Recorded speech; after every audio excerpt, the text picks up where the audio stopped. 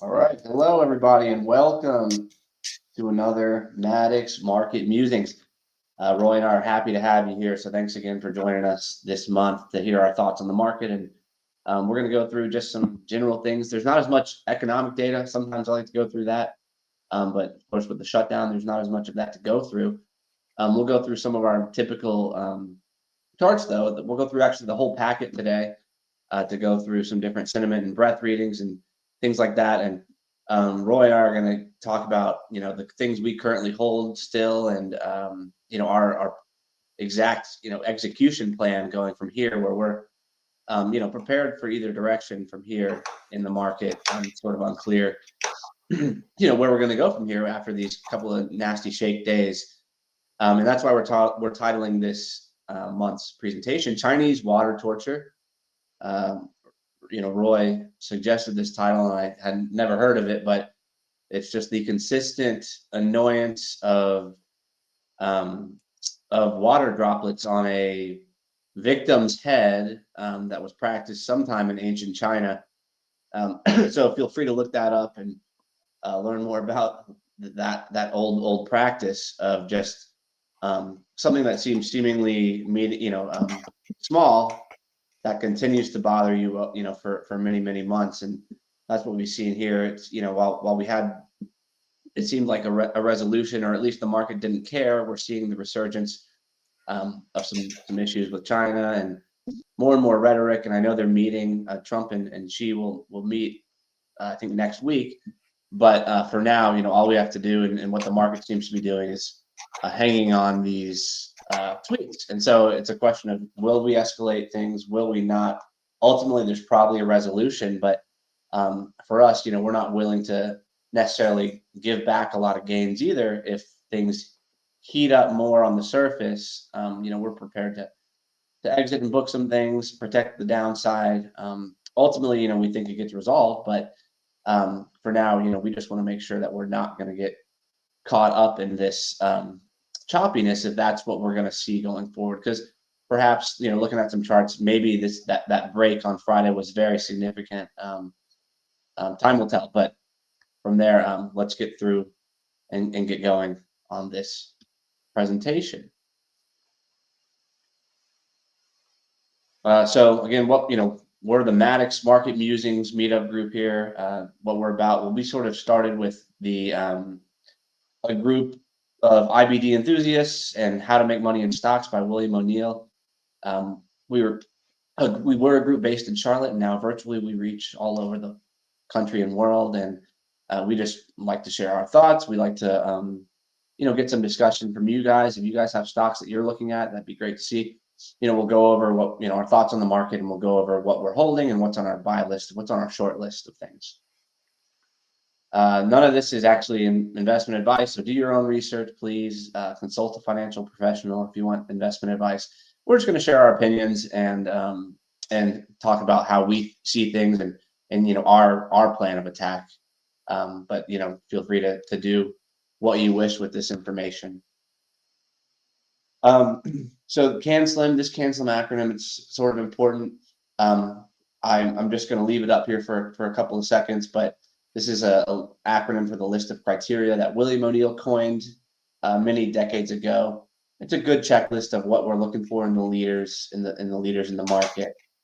One of the things is that we find particularly interesting is new products and services, and we always say we're looking for things that change the way we work, live, and play.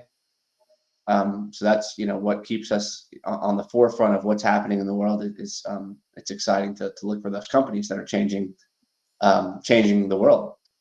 And we'll talk a lot about market direction with some of these charts, because market direction, we know that, let's say 8 out of 10 stocks are probably going to follow the trend of the overall market. So market direction being a key thing that we're analyzing.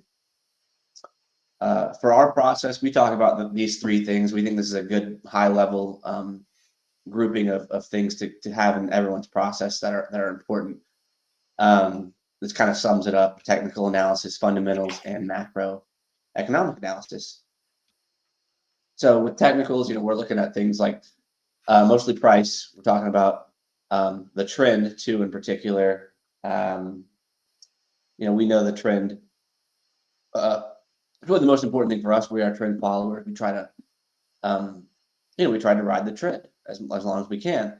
And there have been some very short-term things that we'll look at that, maybe are worrisome, I guess, just based on the Friday action. We know that's a key reversal day, really, really heavy volume. But ultimately, a lot of these moving averages that we look at to determine trend, we'll see that we are still in a positive uptrend. And again, we're prepared to take action if things break and the trend looks to be changing. But for now, the trend is still positive. We'll talk about breadth here, and think about, have we hit those washed out levels? Have we seen enough pain under the surface in breadth? Maybe. We'll talk about sentiment and how we're positioned there, whether we're leaning bullish or bearish on different sentiment data that we check on a weekly basis. We'll go over that, and I think you'll find it interesting. So after technicals, again, fundamentals, we can sum it up to this. There's plenty of different things that you can look into for fundamental analysis, right? A lot of that's just figuring out, our company's growing revenues and earnings, right? That's the main thing: revenues, earnings, margins, things like that.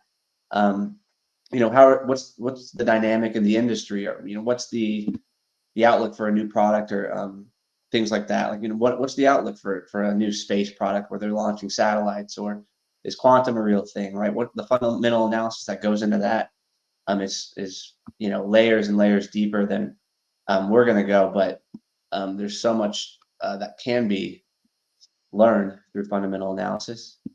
And then macroeconomic analysis. We look at Keith's hedge eye research for macro to give us sort of a guiding, guiding star of what the economic outlook might be over the next couple of quarters. It's always in flux, right? Because things are changing all the time. This is generally what he's been talking about over the next 3 quarters, or I guess next 2 quarters now. Is having growth accelerate and inflation accelerate this quarter, and then inflation actually starts to cool in Q1 of next year, while growth continues to be really good. So, it is a bullish setup macroeconomic wise. We'll see if the tariff stuff and those headlines throw a wrench in things, because tariffs aren't going to be negative, I think, on both of those fronts. They're going to be negative to inflation. They're going to be negative to growth. If we do decide to again have part 2 of this China trade war. So that's more important, right? How is the market going to react to this than what sort of the odds are of our economic outlook right now? It's not nearly as important as what's the market doing right now, what's it signaling to us, and we'll try to tell you what we're seeing. Here's the chart of the Qs. We're often looking at the Qs with heavy tech exposure there, and you can see on Friday, right? This is the nasty Friday. Trump had this very long-winded. Trump had a very, very long-winded text about how China is doing things with rare earth minerals and things like that. And then over the weekend, the anxiety could build. People in the administration came out and tried to calm the markets, as they do. Besant's always known to do that. And then Greer, who's in charge of trade. So we saw a really, really strong rebound. Yesterday, today we saw some weakness, which was very interesting. When we rechecked the Friday low, we had almost a really, really strong close, and then 3:15 another tweet comes out where Trump doesn't want to, or I don't know, doesn't want to buy cooking oil because they're not buying soybeans, and it's just one other little thing to that they're trying to fight over, right? They're all trying to talk about how much leverage they have, right? Well, we have a bunch of soybeans, we have a bunch of cooking oil. Who cares? I don't know. The market, got spooked naturally. Not so much probably about those 2 specific things, but just it doesn't seem to be over, right? They haven't calmed things down yet. So I know, we know Trump wants to make a deal. We know he watches the markets closely. In March and April, it seemed like he didn't, but I don't think he's going to fool people this time. Right here, it seemed like he didn't care. Like he was a new man, a new president. He was going to change things and shake things up, and he was going to, completely change the way the world economy worked for people. But ultimately, he couldn't stand it. So you would think he is the same person that we all thought he was, and he probably continues to be. Nonetheless, a lot of the stocks that you guys and we held probably got hit pretty hard on this day. And for us, after kind of having a good month or two, we want to make sure we lock things in. And if the market and if our stocks undercut sometimes today's low, or in some cases, we'll go over specific, stop loss triggers that we're looking at for our holdings. We're looking at these two key low days because that was a lot of stress in the market on the Friday close and this morning. There was a lot of weakness across the board, and I think if these stocks are going to undercut these lows, something more sinister is happening. Maybe there's a chance that the trade negotiations take longer and people actually start to enact tariffs and things like that. So with that really nasty break, we're keying off of today's low and that low on Friday for a lot of stocks. We find that to be very significant. Here's a look at the FFTY, which again, that's like our universe. A lot of times we kind of you can imagine if we have a portfolio, we're probably seeing things like this, perhaps, right? This level of volatility can happen. We talked about this last month, right? When we were getting a little bit chopped around July and August, we were taking some losses. We were being forced out of some things, and we had 3 really quick pullbacks and really just a 30-day period in this FFTY, and then we shook it off and had a really good month. And interesting to see it again. We undercut that low on Friday in the FFTY, and then close almost flat in the FFTY. So that is good action. We did definitely see generally good action considering the pressure on the market this morning, and you can see that in the FFTY. But some maybe change in character happening up here that we're aware of with the wide bars, where we don't want to just hang on with through the volatility if we don't have to. We want to have an exit plan to wait and see if when the volatility calms down for us. But today also very, if you were to look at this chart, you would not have any clue, right? Forget the news, forget everything that's going on. Right, none of that matters if you just look at this Russell chart and you're seeing it closing at an all-time high. Many people over the course of this bull market have complained about the lack of breadth, right? There's not enough participation. Sure, but if you again close your ears, plug your ears, turn off the TV. The Russell, while it broke the 21-day Friday, a warning shot, absolutely. This shook it off. This shook it off immedately and is at all-time highs. That's pretty amazing. And that's something that keeps us optimistic. Absolutely, right? This is an impressive close for the small cap stocks here. I won't talk about CPI this week, which we often do because there's no data coming out. But just in case you're worried about flying blind with no data, this Truflation report, this is something I always look at. Anyways, prior to reports, and whenever I'm just thinking about it, probably a couple times a week, just pull it up out of curiosity to see if anything's really changed. And it hasn't, and inflation is tame. There's some volatility in this data. I don't know why, ups and downs, but really averaging 2%. So this is telling you that the market or that the economy is at 2% inflation. Nothing to worry about on that front. And so this is some good real-time data to help you, if you're wondering what's going on with inflation. If you're worried about inflation too, though, I'm not sure if anyone is at this point. You can see that the 10-year Treasury yield is telling you not to worry. This breaking to the downside. There's obviously no inflation fears right now, and the trade rhetoric that the stuff that freezes trade and restricts trade and ultimately hurts the economy.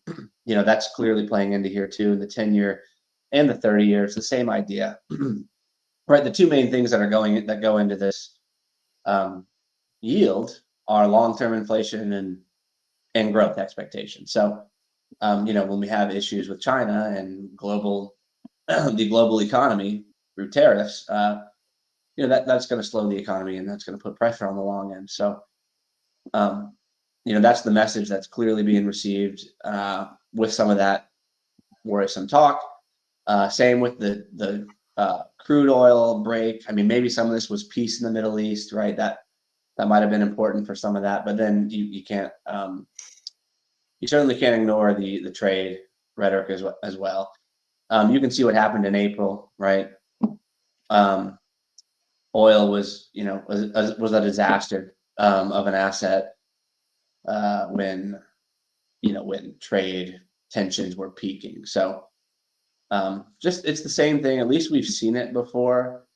It's hard because it's unpredictable and you don't know if there's going to be a tweet tomorrow and they say, oh my God, we just struck a perfect deal and there are no tariffs.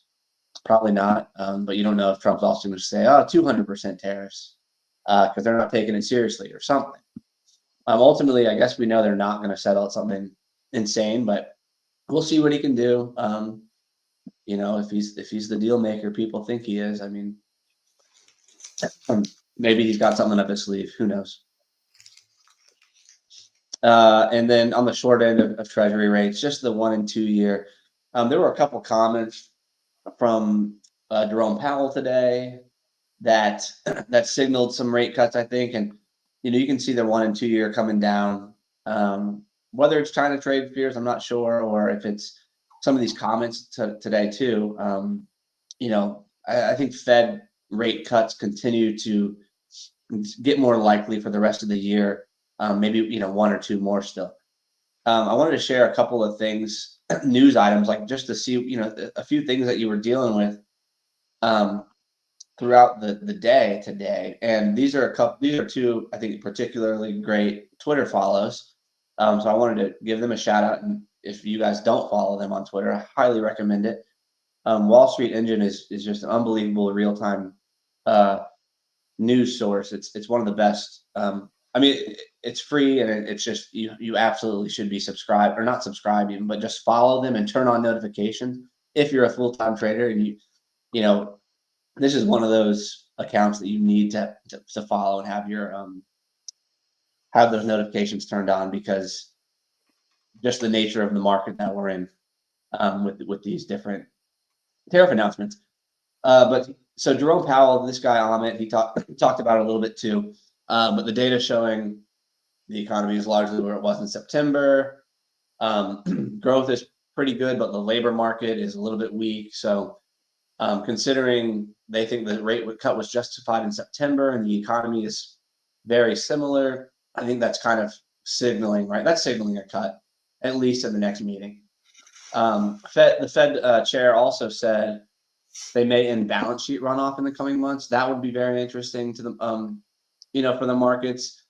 We've been in this QT, right, quantitative tightening for years now, and that's basically just kind of a slow drip of pressure on the market where we're off, consistently offloading these treasuries and sort of draining liquidity out of the market through this quantitative tightening process. If that pauses, that might be really, really helpful. That might be really, positive for the market. So while we've got, we've got China issues, we know that, but we also have the Fed that is clearly shifting its stance. And if we get another cut and the Fed stops quantitative tightening, I mean that's what continues to keep us optimistic, and for the remainder of the year, and who knows, 3 to 6 months maybe, right? We can hardly look next week, but longer term, we have these things that are super important. The Fed is often just the number one factor that matters to markets. And that quantitative tightening coming to an end might be an underappreciated development for the market, and an underappreciated positive for the market. So despite, again, looking through forgetting all the news, all this stuff, the Fed is super important. And these were some interesting comments, I think, from a couple of really good Twitter follows. So, the government shutdown, it's not really important, I don't think. Hasn't been, I don't think it ever has been in the past, really, either. You can look on your own to find some of that data, like what happens after a shutdown to the market and all that stuff. But I just put this up, Poly Market. If you guys aren't looking at Poly Market for certain things, like this, you probably need to start if you're interested in, if you're an active trader. This is, instead of the feelings, right? It's so hard. It's so pointless to just say, man, I feel worried about the government shutdown. What if this thing lasts for 90 days? What if, or hey, they're going to resolve it really fast. Well, I just think they will. I just know, I know that Trump's going to make it happen fast because he doesn't want to deal with that any longer. It doesn't matter, right? It's what we think. We can just go here, Poly Market, and get a real expectation that's based on many different people's opinions that are putting their money where their mouth is. So love this as a resource. There can be lots of different things that you can use for this. You can use Poly Market for while investing. Definitely keep this in your tool belt. I'm not sure what else will happen, but maybe there will be something about China and their meeting in South Korea next week, right? So there's plenty of economic things that you can track in Poly Market. So would recommend browsing through some of that if you're wondering, and you need hard data and hard probabilities to for an outcome in some kind of economic event. Next, I'll go through this kind of long list of charts. Not too long. I'll go through them decently quickly, but this is a look at the NASDAQ and the MACD, that moving average convergence divergence indicator. And so this is the momentum indicator. And so when that black line crosses above the red line, that's a buy indicator, a buy signal. Just on the surface there. When it crosses below, like it did on Friday, that's a sell signal, right? So a lot of times that means that this doesn't necessarily mean anything, okay, which is a crazy thing to say for an indicator. But when we got that sell signal in May, we know that the market, trucked along and went higher and higher and higher, despite generally being in a downtrend with that indicator. In September, what we saw with these pullbacks over and over again, we talked about how a number of stocks had deeply oversold MACD indicators that were turning and just days away from turning positive on a buy signal. With that context, I think we did a really good job getting long a number of those things that were turning. Something like I think Robinhood was on that list, and Palantir was on that list, that had gotten through this they worked through their overbought momentum, and then they had gotten to a point where they were so oversold on the MACD and turning positive. So I found those charts to be very interesting last month if you wanted to take a look.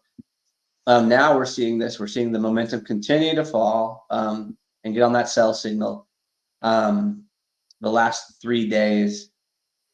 For us, that that's a weakening of the trend. Absolutely, that's the first thing that weakens in the trend. The momentum will be the first thing to show cracks. So we are paying attention. The next thing we look at really is these moving averages, and we look at the crossovers, for instance. With this pink line, this is the 21-day. That's sort of an intermediate term trend, and we're holding right at it. We have not seen the crossovers occur. So for us, the trend is still positive, despite we're aware of this bar. This is ugly.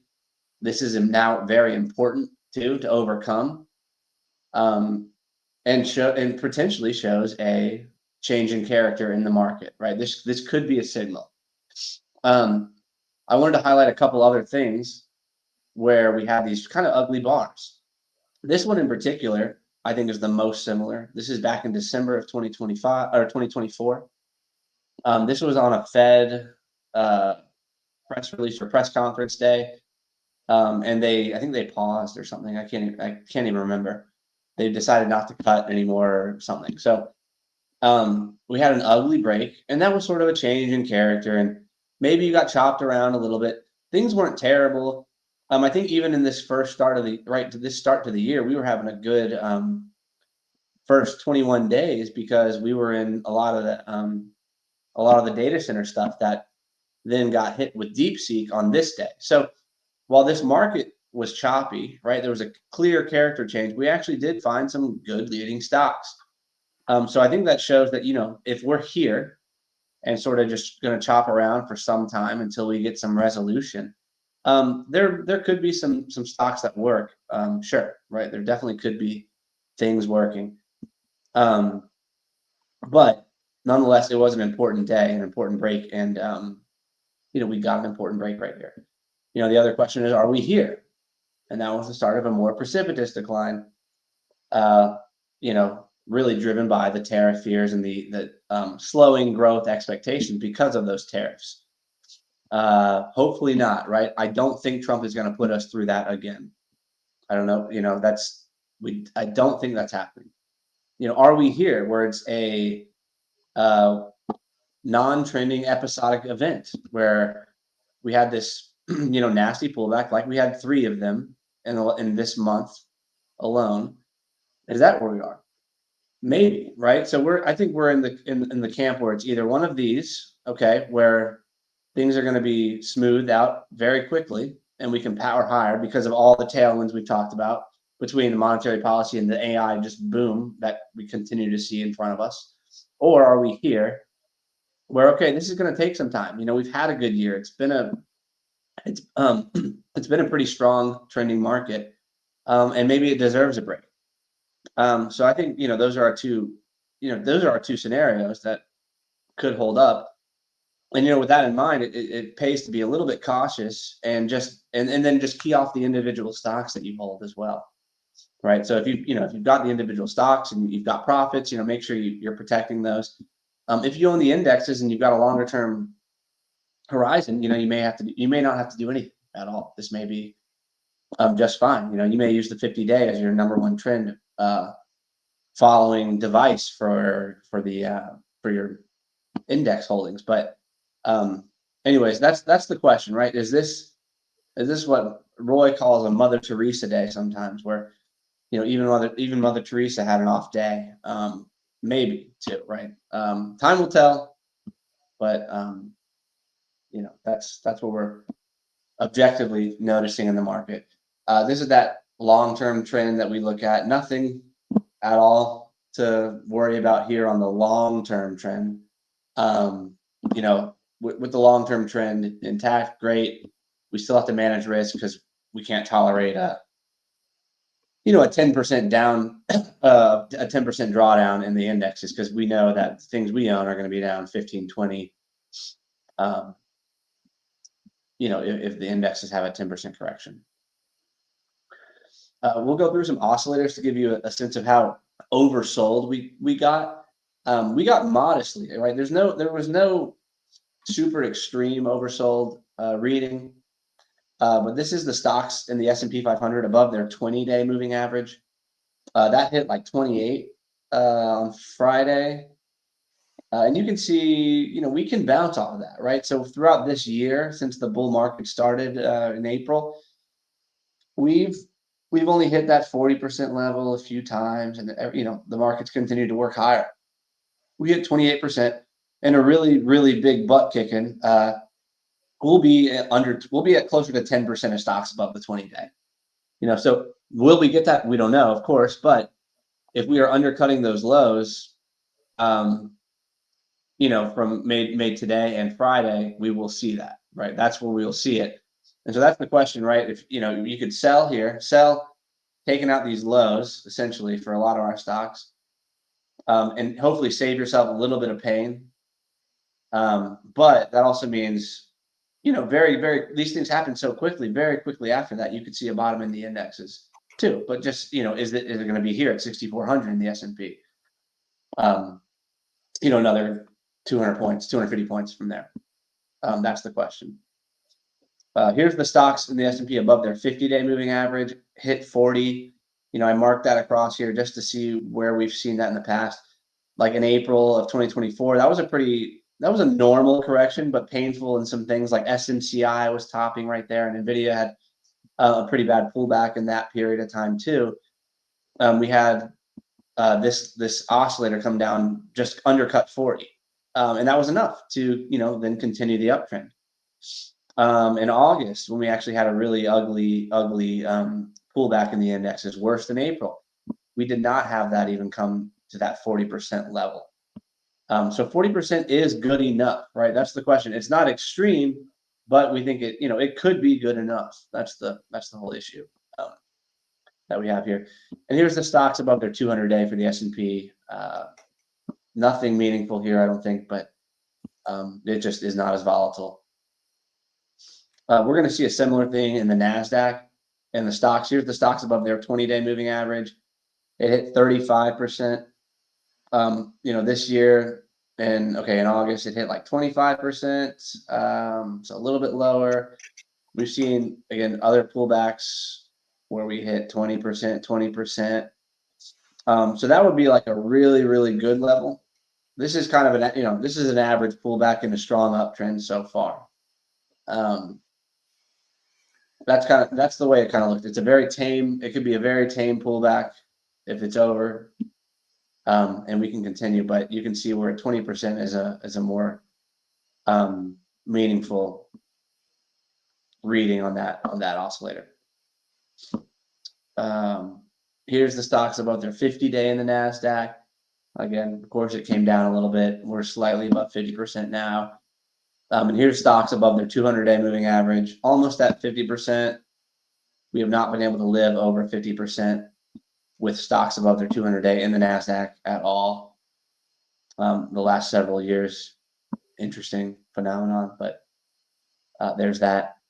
And then one other thing I wanted to just introduce to you guys. I don't have a way to look at this on a daily basis, but because Stock Charts does not provide the percent of stocks above their 5-day moving average. It only goes to 20. I thought this was interesting. You guys can look him up too, Matt Caruso. He's a trader like us, and he usually sees things similarly. And he likes this very, very short term, what he calls FOMO indicator. So, it's pretty good for the ups and the down, for the upside and the downside. Of course, Friday, oversold on this short term oscillator. Where you've got peak fear and different things where you can tell you, hey, look, we need to be a little cautious. At least we shouldn't be buying necessarily in times like this when you get these overbought signals of this FOMO indicator. So something else that you might want to look into if you have any interest is Caruso Insights stuff. Okay, and then under the surface, more breadth. We look at this like the net new highs, or more stocks making highs than lows in the overall market. It's been pretty healthy, right? We've actually had really, really good expansion in the NASDAQ with new highs outpacing lows for months. This has been a pretty good bull market for 6 months from here. And this is that net number. So the highs minus the lows over here. In blue consistently has meant that you're probably making money in your account. You're making progress. Has it been extreme? It's getting strong, right? It looks strong. And you look back here, where, we didn't have that at all for, nothing close to this for 2022 and 23. So it's great, right? This is a much better environment that clearly it's been a much better environment. Than these couple of years, and you can kind of look back to 2020 and 2021 where these numbers were really, really high, and that was a sign of the peak. I don't think we're like sitting there at that point necessarily, but this is what a really, really good bull market looks like. And you can see I know I maybe should have gone back another 9 months there, but you can see the end of 2020, that was a really, really strong finish to 2020 when these new highs were exploding. And you can see, this is what we just got to navigate through. It's just something you deal with the markets. But the fact is, just when you're given, you're in a drawdown. Of course you are, because most of the time you are going to be in a drawdown before you make new highs. And then out of nowhere, Trump's going to strike a monster deal. He's going to clear the deck. Everything's going to be fine. Oh, and we're going to have the Fed cut, and they're going to stop quantitative tightening, and we're going to have another monster 3-month period. Until something else that we don't expect jars us. But this is a healthy market. This is a strong market right now. It still looks strong.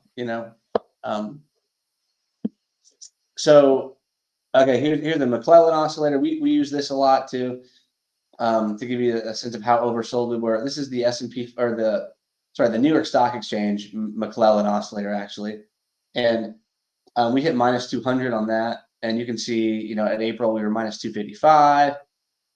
In December we were minus 300. So that's a pretty, that's a relatively oversold number there for the New York Stock Exchange number.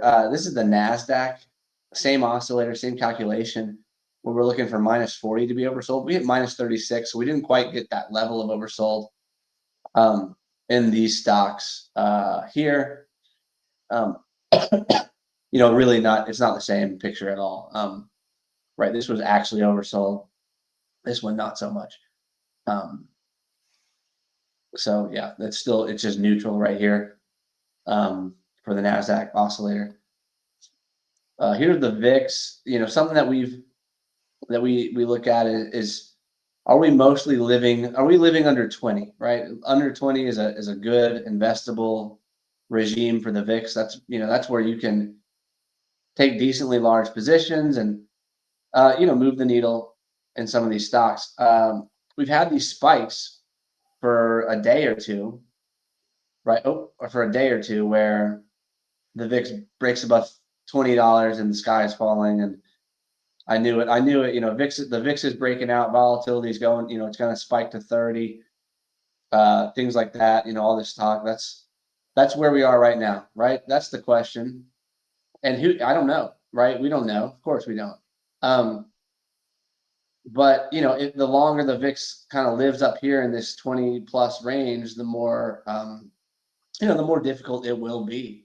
We'll see, right? I think if we're taking out those lows like we talked about in the indexes, the VIX is going to be spiking higher. But for now, it's really unclear.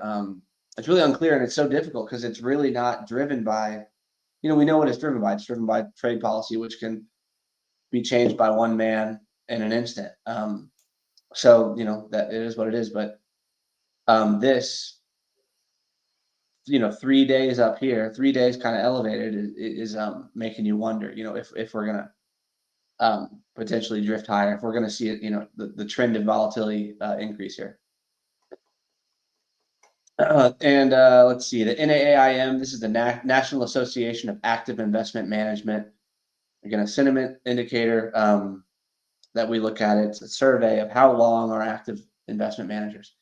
Well, last Thursday, the poll said about 85%. People were 85% long. Not an extreme level whatsoever. I think a very healthy level in a bull market. 85%. That's great. When we get north of 100, that's when we start to be a little bit concerned. That to us has been a pretty good signal historically. But I would imagine also the survey happens on Thursdays. Friday was a butt kicking. There's no way it's sitting here at 85, as of today, right? So something to keep in mind when you don't have, you have to wait for the data. Yeah, there's no way that's at 85. So not alarming to us. It's not oversold, right? I mean, when you get in a bear market, I mean, you're at 40, okay? But we don't need to be, we're not looking for a bear market. That's the whole thing. We don't. you shouldn't be positioned for a bear market all the time by any means. So, for us, this is just it's not raising any alarm bells for us, not at all. Here's the AAII bull bear survey. So we have bulls at 46%, bears at 36%. For a while there, we had bears outpacing bulls, and that's usually a good sign for the market to climb that wall of worry, right? When you've got a lot of people that are worried about things. We did have a little bit of inflection here, and I'll show you the long-term chart where the bulls outpaced the bears for a couple of weeks. Okay, and that's not a big deal either.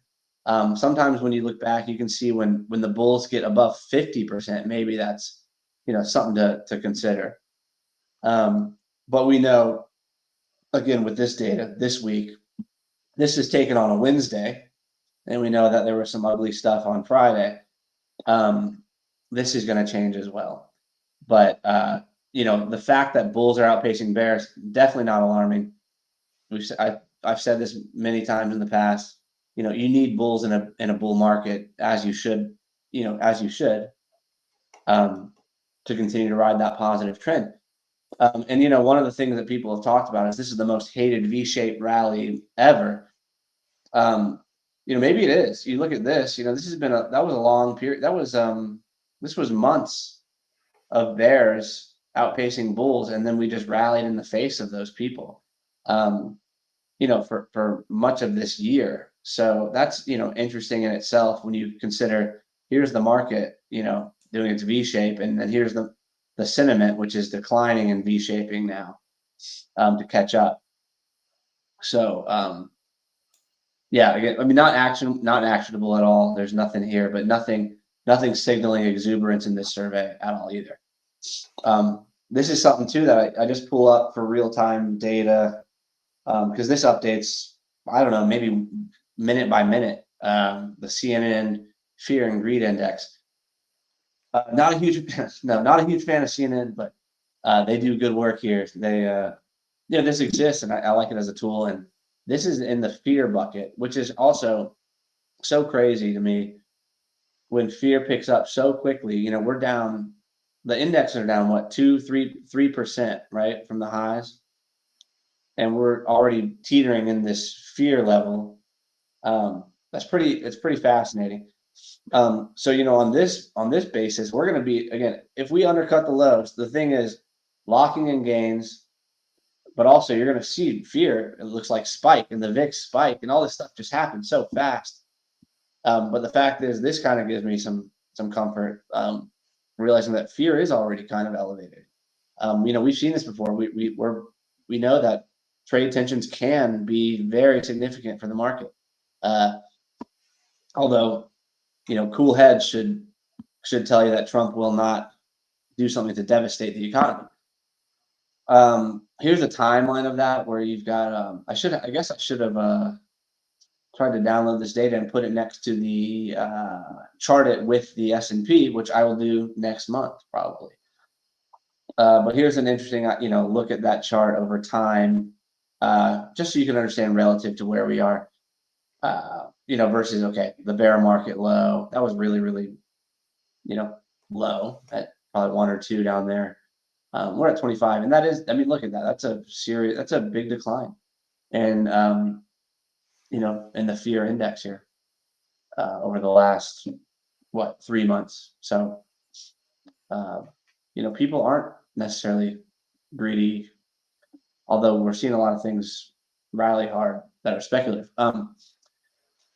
Okay, this is the put call ratio. It's the 5-day moving average.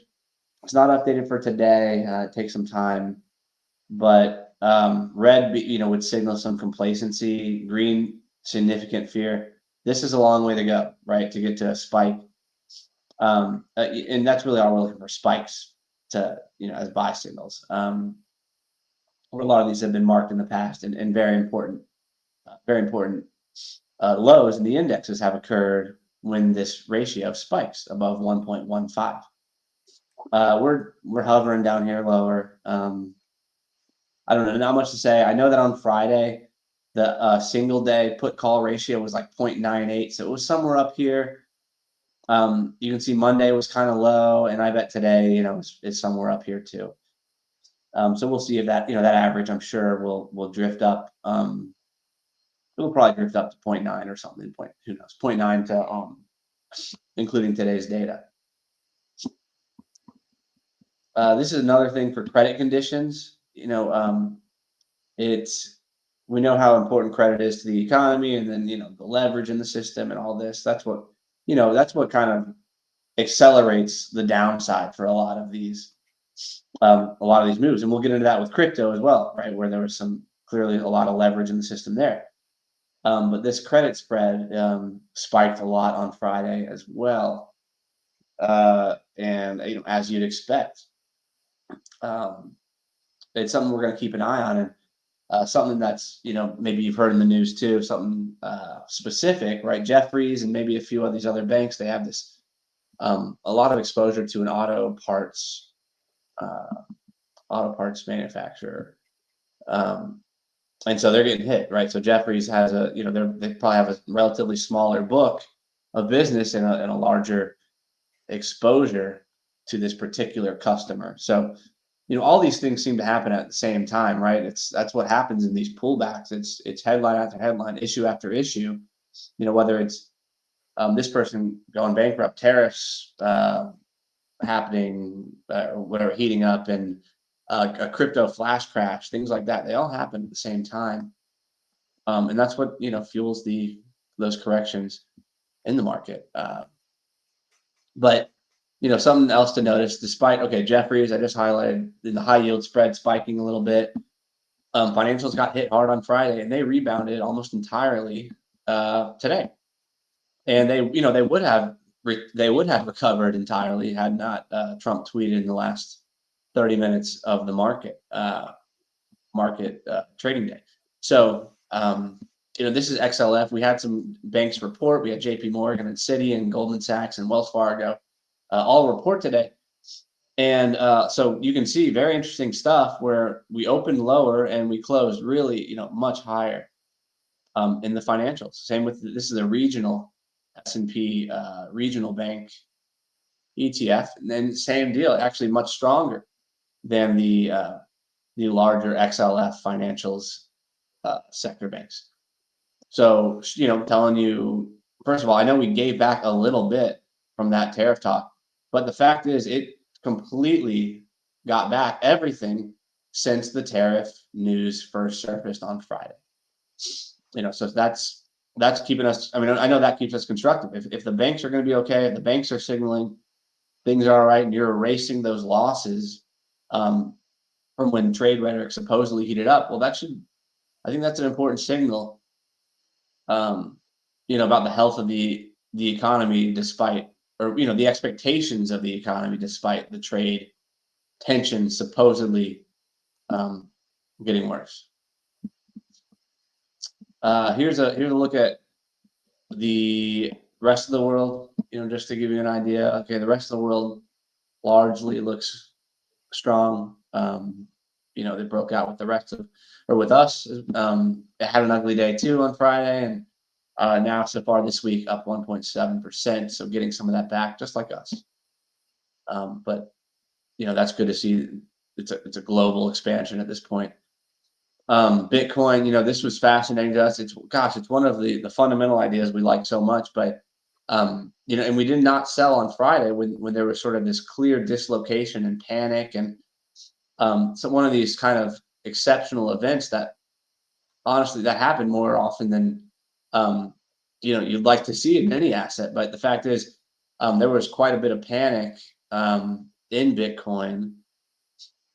There was quite a bit of panic in Bitcoin on Friday, and we've seen this so much and it happened so fast that Roy and I think the low is in. That's it, right? And the speed, just where people couldn't get filled and things like that, and the liquidations that we heard about, right, where it's the biggest liquidation event where people were just on margin to their eyeballs and were forced out and lost everything. I think there was over 1 million accounts that lost everything because of all that leverage. And We tend to think that's it. That's probably it. We recheck the low today at the open, near the open, and uh, we'll see. But the way crypto has a tendency to act is it spikes lower and that's it. It can turn on a dime, and that's kind of what we think might be happening here.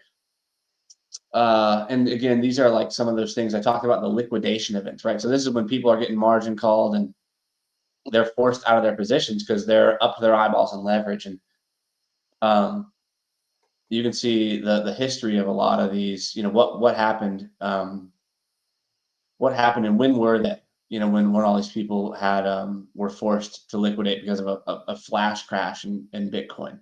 So interesting history if you wanted to go back and look at that chart. Very interesting stuff over the course of these years. And look how many happened, by the way, in 2021 alone. Is pretty interesting there. But yeah, $19 billion worth of liquidations, something like I think I saw 1.5 million accounts. So it wasn't just big people, big accounts. It was a lot of, people that, who knows, had a few $100,000 and stuff. But this is what, I thought back to this tweet back in September where Brian Armstrong, the CEO of Coinbase, said it was a good idea to increase the maximum leverage. And so, even at the time, I think if you go through, I was looking at, you could see the comments underneath this tweet where everyone's like, "Oh yeah, great idea. More gambling at the casino, yada yada." You just can't do that with a sophisticated product. In a major asset class, it doesn't need to be. It doesn't need to be like this, right? 50 times leverage on perpetual futures is a bit insane. Um, and a lot of people got hurt with that. So this is what fueled it. According to what we saw. And here's Ethereum, and we'll get into Ethereum maybe a little bit more. We do own a piece of it too. For us, we're getting more into it and more into the fundamental story of Ethereum.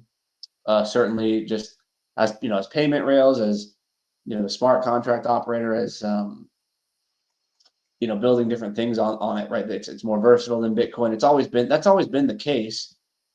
But there's a few different things. Stable coin has been, right. That's the major development, the stable coin that you've probably heard a lot about recently. That's being built on Ethereum. And that gives people access to the dollar essentially anywhere in the world if they have an internet connection. So there's all these stable coins that are being built, and it's we'll talk about maybe Tom Lee and all these things about how he's making his own treasury, and we own the treasury company too. And we think there's a strong bull case for it. So it's something that we're digging into. Look at Tom Lee's talks about Ethereum if you're interested. There's also a Bankless podcast, Bankless. These are guys that have been talking about Ethereum, I think, for like 5 to 10 years on a podcast, and they're the two of the most in the know people for the latest on Ethereum. And feel free to, you should definitely check them out on YouTube as well. Very interesting stuff. If you want to, get up to speed on what's going on there. WTI, I talked about this a little bit earlier actually, but it's sort of crashing, right? And who knows if it's peace in the Middle East, if it's trade fears or what. Hopefully it's peace in the Middle East, right? Hopefully that's the number one factor here.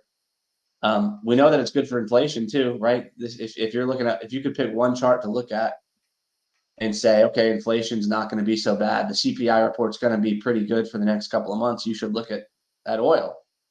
And so we know that's down quite a bit, especially, right? We know CPI is a year over year comparison.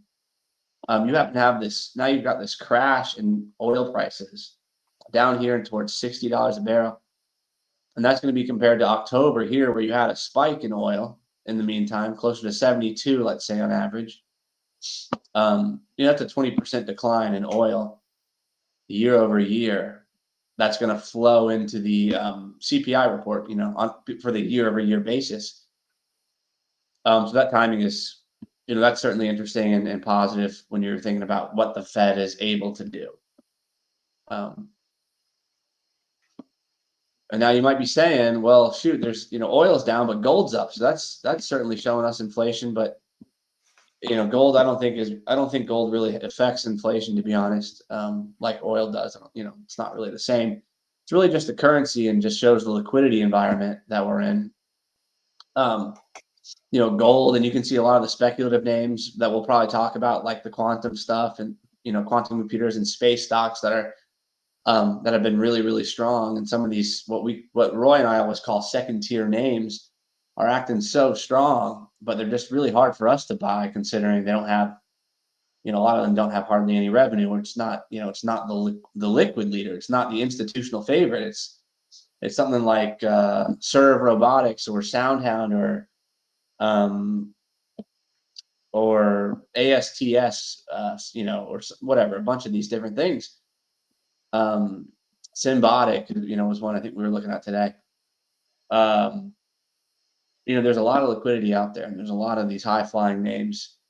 And we're actually about to get to that, but I just wanted to highlight gold one more time. I mean, geez, this has been, I hope, congrats to you guys on the call. If you've written this one, there was the buy signal at the end of August, and what a move for gold. That's one of the things I think about, obviously, in comparison to Bitcoin, which I am more bullish on and have been wrong to miss gold. But this was like a $15 trillion asset, 15 trillion going up 20%. That's $3 trillion flowing into gold.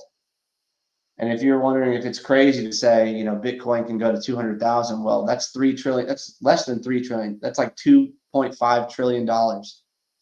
Where's the money going to come from? Well, where'd this money come from that's flown into gold? There is plenty of liquidity out there to move Bitcoin significantly. And I'm just basing that off of this, on this alone. What a move in a monster asset class to be up 20% like that in a month. But it's something we've talked about and we've missed the whole way. But this Brobdingnagian base, major base, spanning over a decade now, and you've got, if you waited and if you tried to, trade the breakout a few times and got stopped out, but finally got it right, well, there's the payoff. You got a double in gold the last couple of years. And then there's the dollar. Nothing really to comment on. Notice the dollar's been rallying. Meanwhile, gold's also been rallying. So I don't know what to make of that. But I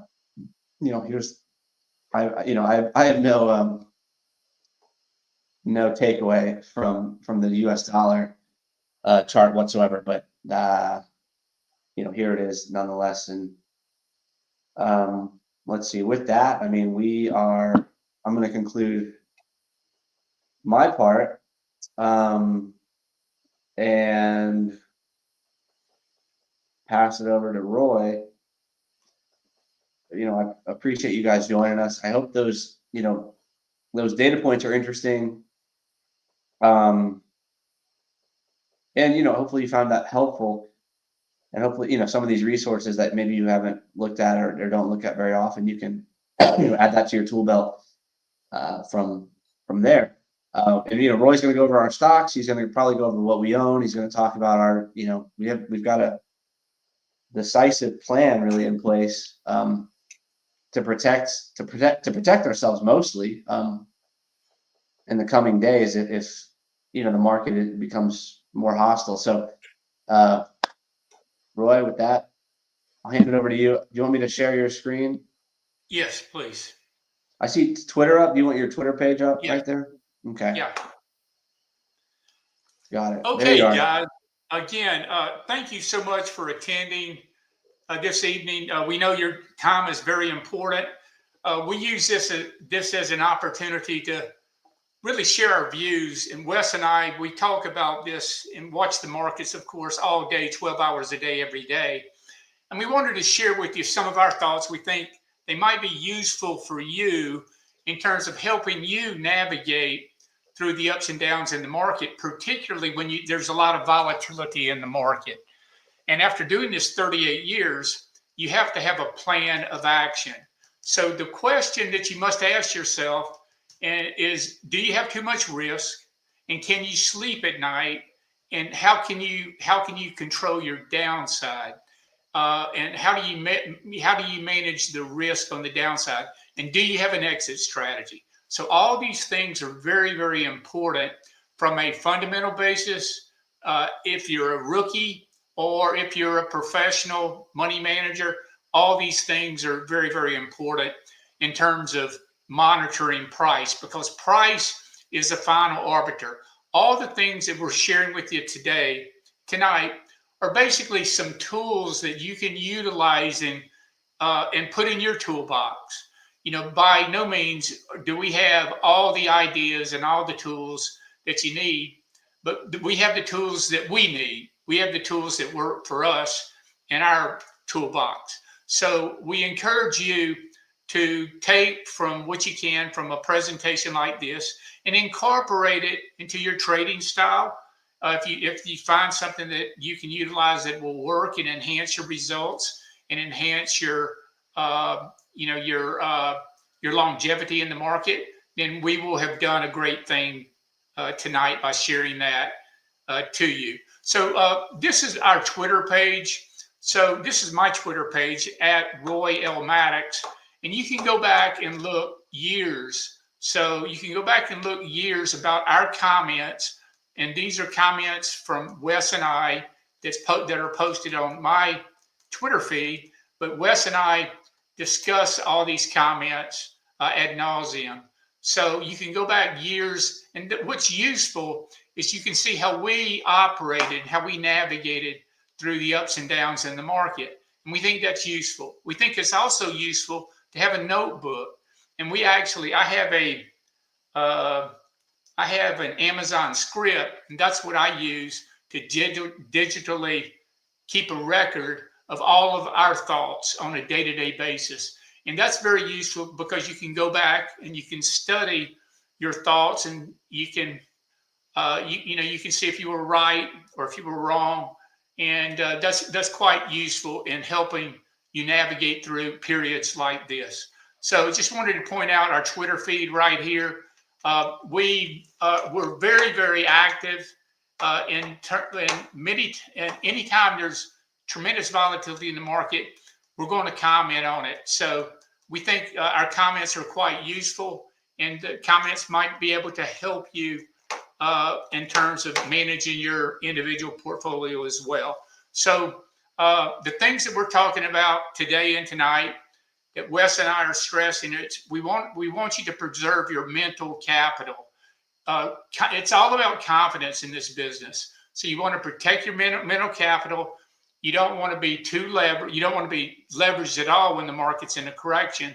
And you need to understand if there's a character change in the market. Is something unusual going on in the market? So, and that takes in many cases years to be able to evaluate that correctly, to be able to evaluate the distribution days in the market versus the accumulation days in the market, and know how to operate and how you're going to handle things. So we're going to share basically what we've done recently, over the last few days, and see if you can utilize some of this information for your benefit.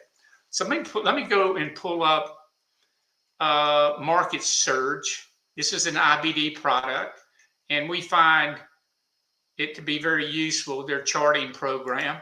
And this is the NASDAQ. And we've annotated this, and we think this is very, very useful because this shows you how we used incremental exposure to trade the bear market when we got out there in February, when we moved totally out of the market in February, and we got back in, stayed out of the market the whole way down, missed all the volatility until we had the follow-through day where we initiated a 15% position on that follow-through day, and we just started adding to it as the market conditions improved. and as more uncertainty from the market that uncertainty just dissipated. So you can see where we moved out in February and moved back in. Now, Wes pointed out this day, and we think this is useful because it's interesting. It's amazing that the synergies that happen at various times. The market was down 3.56% from an all-time high that day. And you can see the market then went sideways before it rolled over.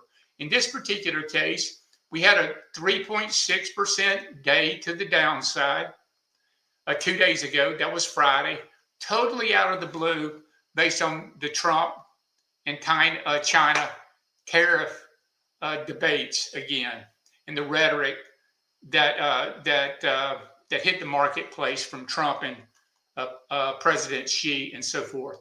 Now, we utilize this character change date.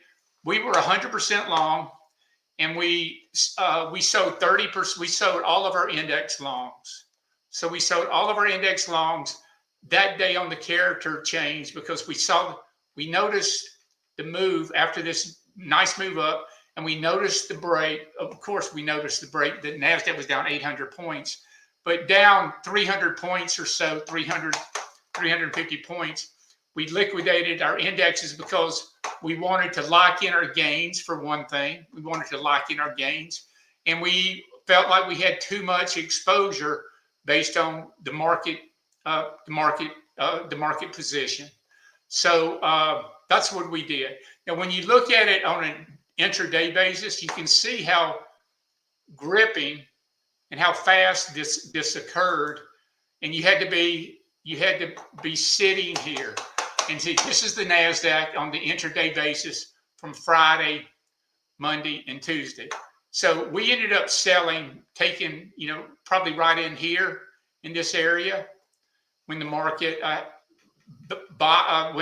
sold off aggressively, didn't have any bounce, and we just liquidated our positions and then pulled in our horns and basically circled the wagons. Now, as you know, last Sunday night, there was conciliatory comments by Trump again, and that created this big gap up and this move back up where we recovered about half of the loss in Monday. And then we had, again, more tariff information today. The market got hammered, and we utilized that opportunity when we rechecked the bottom. The market utilized that opportunity to retest. It looks like a very classic, successful retest, and the market moved higher until, again, about an hour before the close, you had, again, the soybean tweets by Trump again that put more pressure in the market. But let me tell you, as you're all aware, think of this as a hurricane, and then think about the after effects after the hurricane passes, and it dissipates. It becomes less important. After the hurricane has totally passed and the tornadoes have passed, and then the coast becomes more clear and you have more clarity. So that's sort of where we think we are, right now. We're very excited that we think that the fourth quarter is going to be great. We think that between AI innovation, the blockchain, and cryptocurrencies, regulations that have taken place from Congress, we think that's going to be very stimulative and make America the number one player, the leader in digital currency across our world. We think that innovation is going to be very, very important. We know that we're going to be the number one innovator in AI. In this AI, as you know, this transition from innovation to agentic AI now, and that's where AI is used. We're using learning models so you can actually get answers to things and it's going to get better. And those models are going to get better and better and better. This AI build out is very similar, in my view, to the mid 1995s, 1995 to 1998 to 2000 type of market. And back then, that's when we had AOL that was dial up, AOL, Yahoo. You had web, you had other web browsers like Netscape, and we had this great innovation that took place, in the internet. We think AI is going to far surpass that build out. And remember, this took place, in 1995 to 2000. This is 25 years later. So we think we've got certainly another 10 to 20 years in AI, and it's going to be amazing how this is going to increase productivity. It's going to increase productivity. It is going to increase employment somewhat, but we're going to be more productive from a stock perspective. Earnings are just going to explode. Those earnings, that earnings growth is what's going to fuel the market, over the subsequent 5 to 10 years to come. So what's different now in today's market in 2025 than in 2000 that I remember clearly is that companies in the 2000 top, the dot-com bubble, as you know, you had many of these companies that went to zero that didn't have any revenues or any earnings. In this particular case, this market has been fueled. It's been a very concentrated market into the Mag 7, that we're familiar with. So those companies that innovate, and the largest technology companies in the world and located here in America, that's fueling all the growth. So those companies with pristine balance sheets, with great cash positions, they're going to fuel the capital expenditures that are going to continue to move forward. In fact, Citigroup, Bank of America expect trillions of dollars of CapEx over the next 5 years. So we don't think that we're close to peaking in terms of the build out, but there are going to be shakes along the way. There are going to be periods of times where the decks are cleared. There's going to be volatility like we're experiencing right now. And it's very, very difficult to stay on the bucking bronco to get you on the other side of the corral. And that's what we're trying to do. That's what we encourage you guys to do as well. So we're very excited. We think that before it's over, as the market bottoms here, and I'll show you when I move to the charts, I'll show you some of the downside objectives that we're keeping in mind, although we think that the market is going to have this successful retest. And it's just the market's time. October 27th, that's when the calendar changes on a seasonality basis. And then we have the most seasonally powerful moves in the market based on historical norms. And we're almost here. And again, remember, the Fed is going to meet. There's a 96% chance they're going to lower interest rates another 25 basis points in a couple of weeks. We think that's a given. And that's going to be very supportive to the market. We think that the valuations are not out of sight based on the growth that companies are experiencing. We had bank stocks that had really, really good very strong numbers that reported today: Wells Fargo, JP Morgan, Goldman Sachs, Citigroup, etc. And we think, that the financials can lead, again, this market move up as breadth broadens out, and as the small caps participate, more mid caps will participate, and then in the meantime, you might have the large cap tech stocks that mark their time temporarily until earnings season. So earnings season in technology stocks are right around the corner, but they're not. They're a few weeks off. They're not, you have the banks that start this stuff that started today. but the technology stocks like Google and Apple and et cetera, it's going to be a few weeks, 2, 3, 4 weeks before they report. And so the markets it will work its way through this hyperbolic moment, and I'm sure that we'll come out great on the other side. So let me check a few of my notes. Okay, let me pull up and let me just give you an idea and show you where potential downside levels might be in the market. Looking at the NASDAQ, and this is using a program that I've used for 38 years called AIQ. And let me pull up the NASDAQ.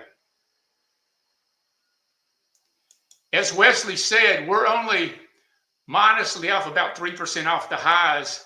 And again, we were at all-time highs in our account, and our account's beating the S&P about 50% based on the intraday high only Friday. So, we're having a great year as we navigate through the ups and downs, managing the risk in real time and, managing the drawdown. So that's what we're doing. And we think it's important for you to be able to do that as well. You certainly don't need 50 times leverage. That's the easiest way to go to the poorhouse. And you had a bunch of people that went to the poorhouse based on the Bitcoin meltdown. Anything can happen. Remember, anything can happen at any time, so you have to manage your downside. Now, just to give you an idea, we have support here. And let me see if I've got the latest data on the NASDAQ. Let me download this real fast, guys. See if this will come up. My index numbers are sometimes late intraday. Let me pull this up.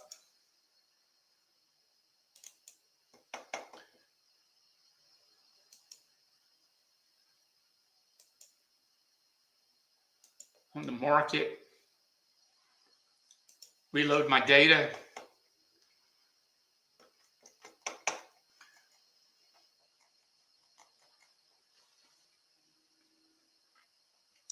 There we go. Okay, so again, this is a program that I use that's named AIQ, stands for Artificial Intelligence.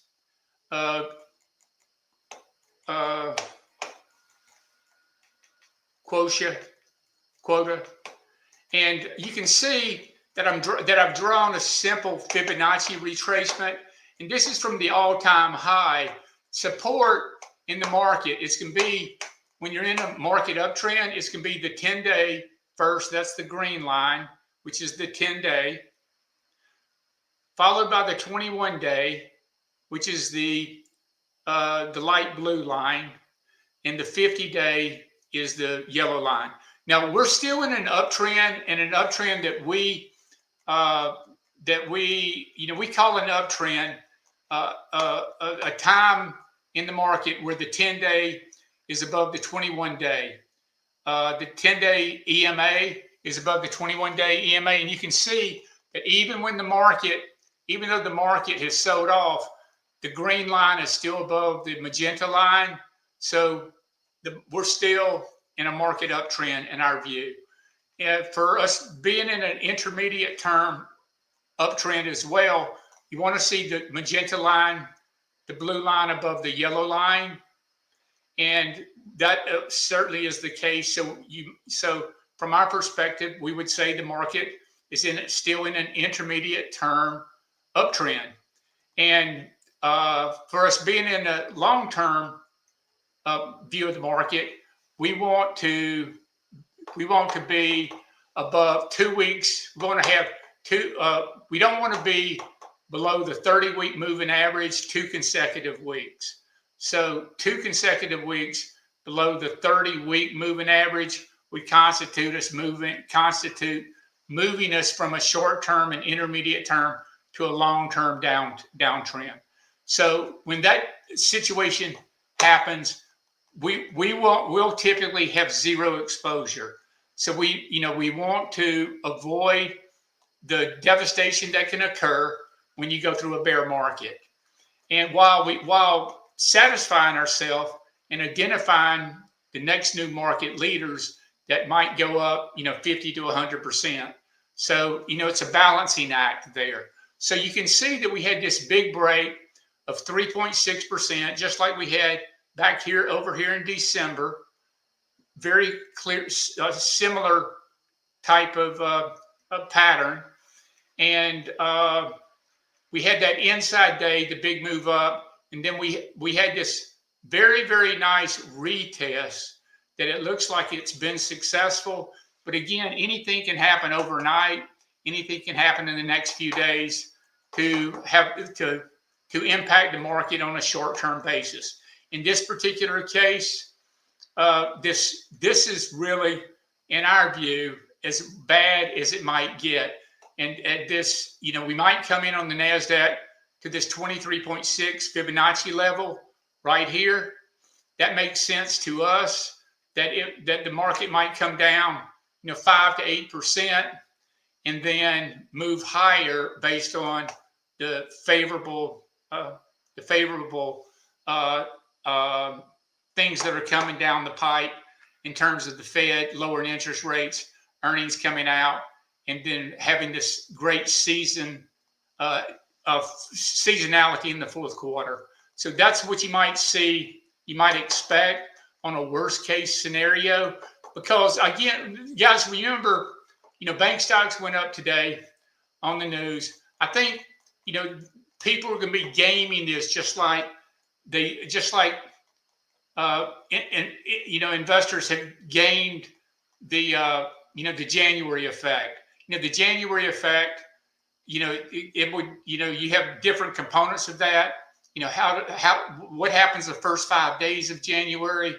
What happens the first month of January? So you have different components, and that seems to be moved up more and more as people game that. So we think the hurricane has passed, and we think there might be some residual rain that comes down the pipe, but we don't think it's going to be anything major. But again, these growth stocks that we track in, we're in the stocks that have,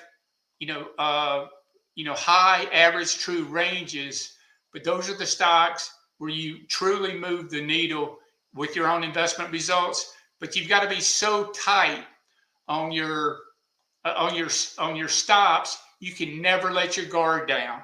So that's that's one of the things that we have excelled at is, we may lose money on an individual trade, on individual stocks, but we're never going to let our guard down. So we sit here, and if you're a full-time trader or investor, it's important that you're always aware of what might happen, so that you can protect your capital. So we had the character change, presumably right there, and we took decisive action. We raised 30% in cash. It wouldn't have been unreasonable for us. We thought before this tweet happened over the weekend, it looked like by all measures, it looked like we were going to go lower from that Friday close. You typically don't go down 850 points without following through to the downside. So that was an expectation breaker, a positive breaker that took place yesterday. And now we're just kind of digesting, if you will. So that's what's going on in the averages. Let's take a look at the S&P. Let me see the S&P 500.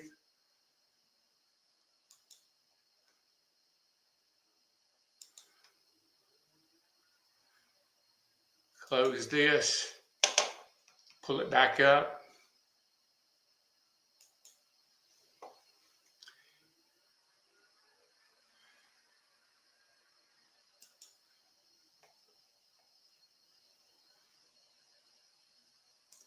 And guys, what's going to be nice is you can take this presentation, listen to it again and again, and go back through some of these things that we're talking about, and think about some of the things that Wes said, think about some of the things that I'm saying, and again, incorporate some of these items in your own playbook. So again, here's the 23.6% retracement that I took place.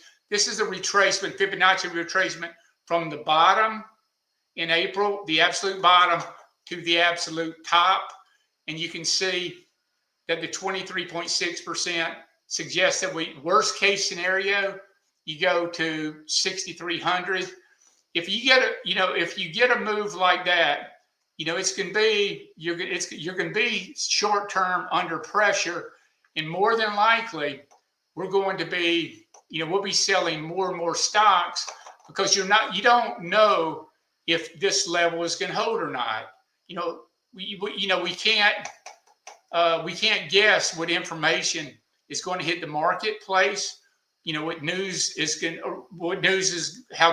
going to impact some of these companies. So again, you have to base your risk control based on price and not your narrative, or not necessarily what you think. Just because we're very, very bullish doesn't mean that if the information and data changes, that we won't change our view immediately. So keep that in mind. Okay, again, I wanted to point out again what Wes mentioned in terms of looking at Bitcoin. So let's take a look at that chart.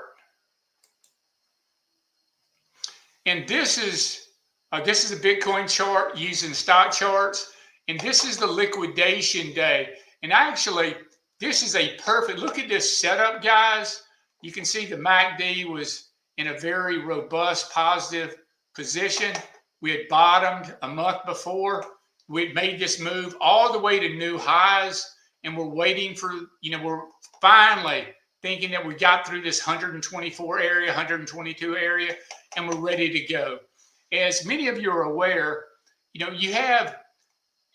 really have some outrageous, astronomical targets on Bitcoin, and we don't know where Bitcoin goes, but we do know that that there are 21 million shares outstanding. We know it's a store of value. We know it's a new asset class. Most importantly, the institutions are piling in, as you can see from BlackRock, where again, Larry Fink from BlackRock, Jamie Dimon from JP Morgan, all Ray Dalio, Paul Tudor Jones, everyone's in this asset class. Vanguard's moving here for the first time. BlackRock's just moving in for the first time. Morgan Stanley on Friday just announced that their financial advisors could buy Bitcoin for their clients. This is inning one in terms of the institutional adoption. Everything that's taken place in Bitcoin over the last 10 years, it's primarily moved because of retail, not institutions. Now, the institutional impact is what's going to move the stocks, the asset class from here. So you can see that there's the liquidation phase, totally out of the blue, and then we bottom, move back up, and notice where you got a higher low today, and you closed in the upper end of the range too on Bitcoin today. So we didn't come out and take out that low. So that low is very, very important. That's where we would, that's where we most assuredly would be out, take our licking, and that's where our stop would be. So really nice action in terms of coming off the bottom. And again, when you see that the liquidation that took place on Friday, that was 10 times COVID. And COVID, we were the most oversold that we had been in a decade. and we just had a 10x experience that just took place, and we survived through that. But you can't use, you can't have 500, you can't have 50x leverage. You lose 1% and you go broke. You can't. But a lot of people are, risk oriented. A lot of people lost money on that clear the decks move that took place. So, fortunately, we're all still, still in the game, and we've got our wits about us. Now we can take advantage. Ethereum, of course, Ethereum has been, it was a lagging cryptocurrency before, and it's come back in favor through the advent of the stable coins.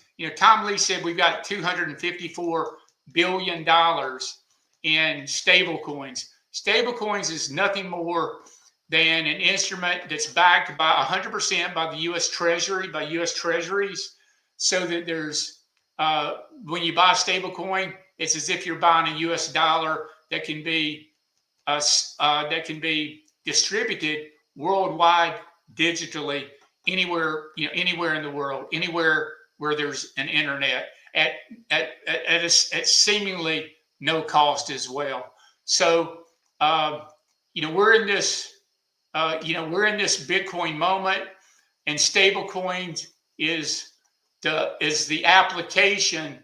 It's the email application that we had 25 years ago.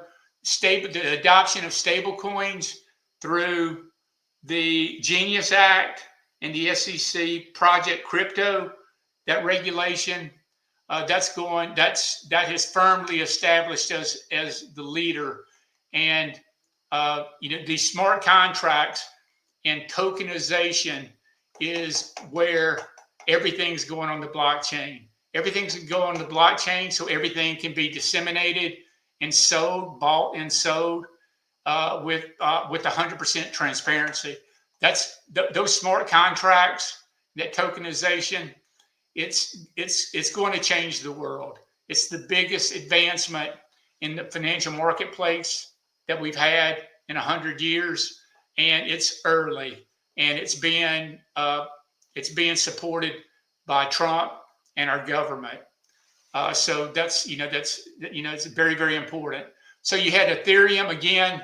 There's the liquidation event, the recheck, and then now the stock, the security is sort of staying in here. So I'd love to see it get back over the 50. So it's going to be interesting to see what happens, over the next few days. But we think that this is our most committed idea. And this is, these two ideas are the ideas that we're most convicted on. It doesn't mean that we won't sell them. Doesn't mean that we won't lose money in them, but they are our two best convicted ideas. Ethereum, Tom Lee thinks, he's definitely a very, very permeable, he's tossing out $250,000 by year end, which is up 100% between now and year end. That would do wonders for the portfolio if you have 5, 10, 15% of your portfolio there. That can really move the needle. And we think it's quite possible once you get through this, once you have an event like this, and then everybody's sold out, people and investors, it's very, very difficult for them to get to new highs. I would expect us to come back after this base breakdown to reset here and come back to new highs, and then it's game on right there. Right there, you've got game on. So keep that in mind. And so, today we had a successful retest, a lot of news flow. And let's take a look at our portfolio. First of all, the stocks that we're going to show you that are on our watch list, and also just go over some sort of strategies that we're looking at, and then we'll take your questions as well.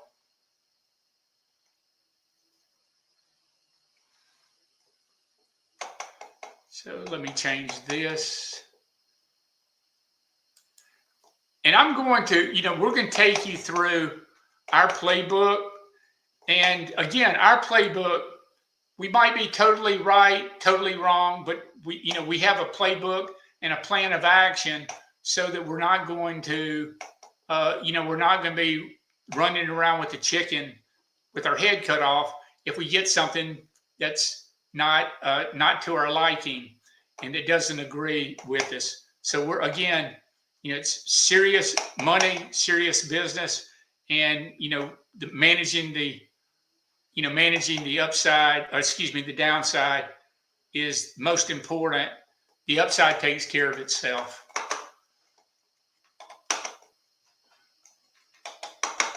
Let me try to.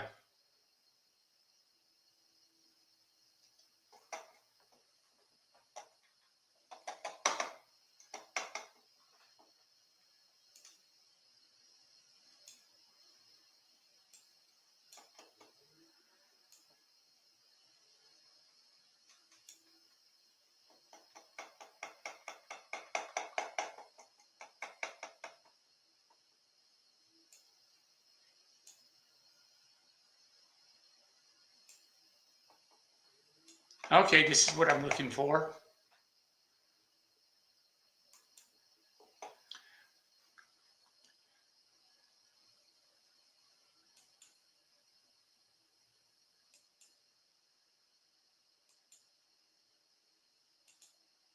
Okay, this is our portfolio, guys.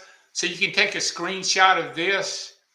And again, this is what we're this is what we're holding right now. Again, we sold all of our index exposure.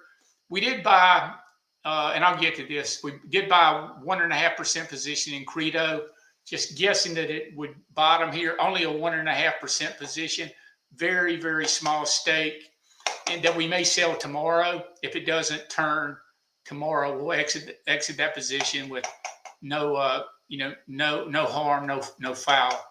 These are our positions currently. Let me show you how we're going to handle it, and by handling it, where you can put your stop. So I wanted to spend some time and just to make it clear, so that you'll have a good understanding of how do you manage the downside from a defensive basis when you're putting your stops in.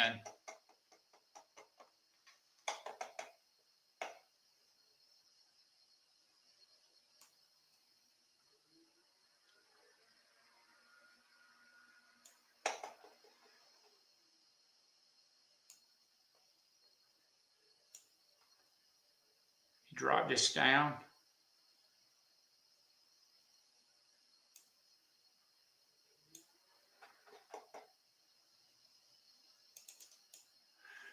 Okay, we're not going to go over the fundamentals of all these companies. Of course, you can. We utilize Investors Business Daily for almost exclusively.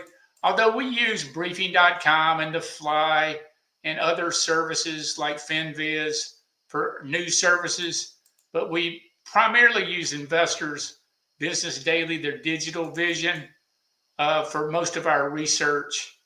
We find that the stories are great, and they're identifying many of the stocks that we seem to identify with as well.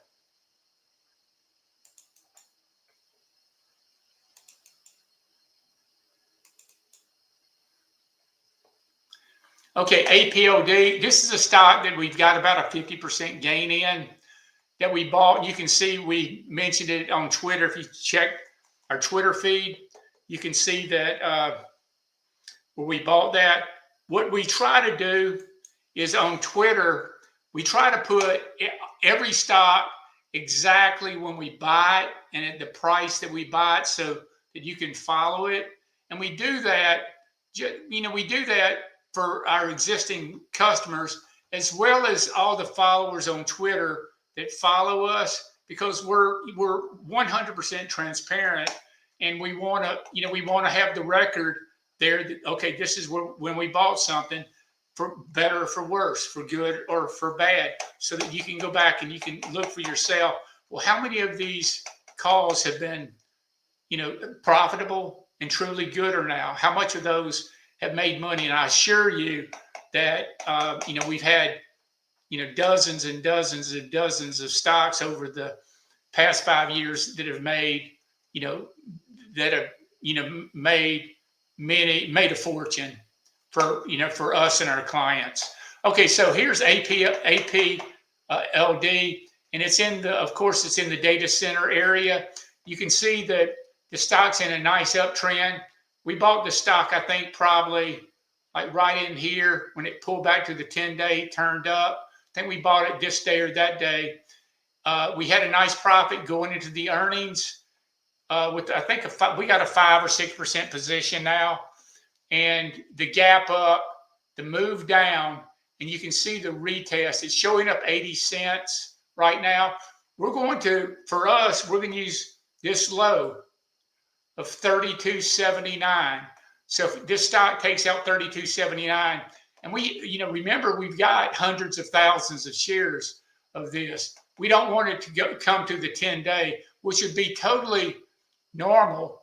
But the 10-day in this particular case, it's 17%. So the 10-day is, it's hard to see that, but it's 17% from right now.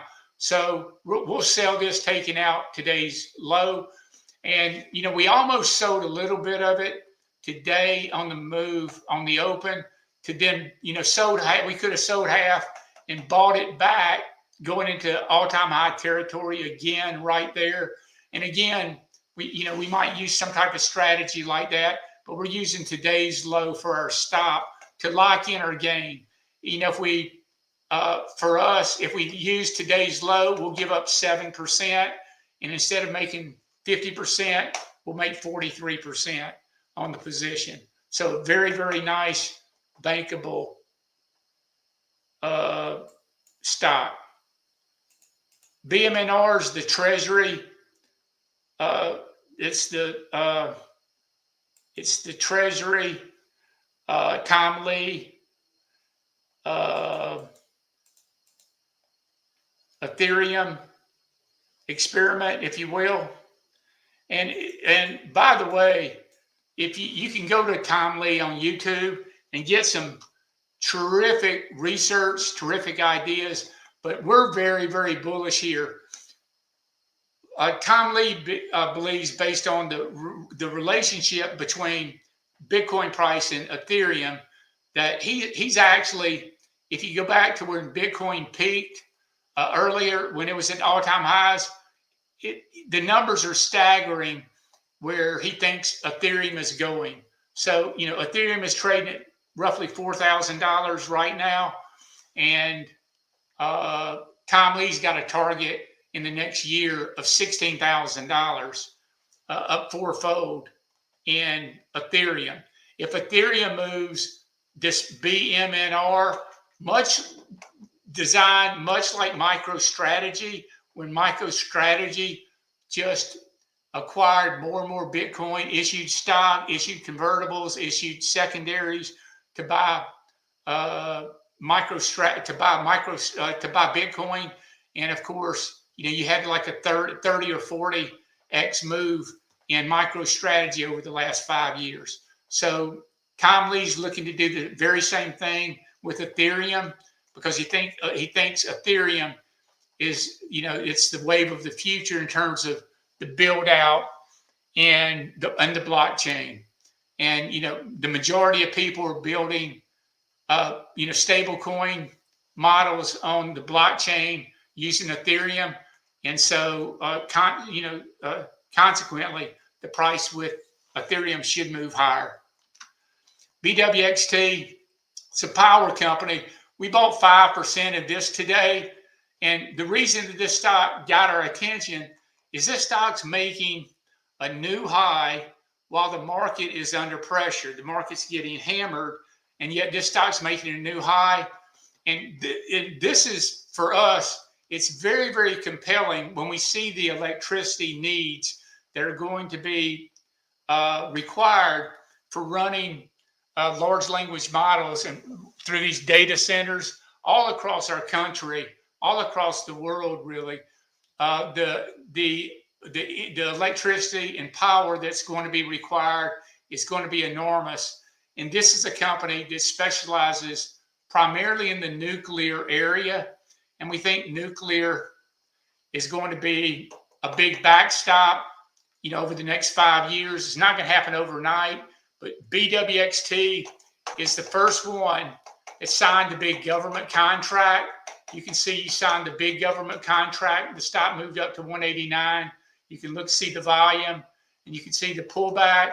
Now the stock's come all the way back, and it broke out at 189. I mean, 189.26 was obviously your breakout point, and we were just we were 100% in, so we didn't buy any of it until we sold our indexes on Friday. We put 5% right here going into new high territory.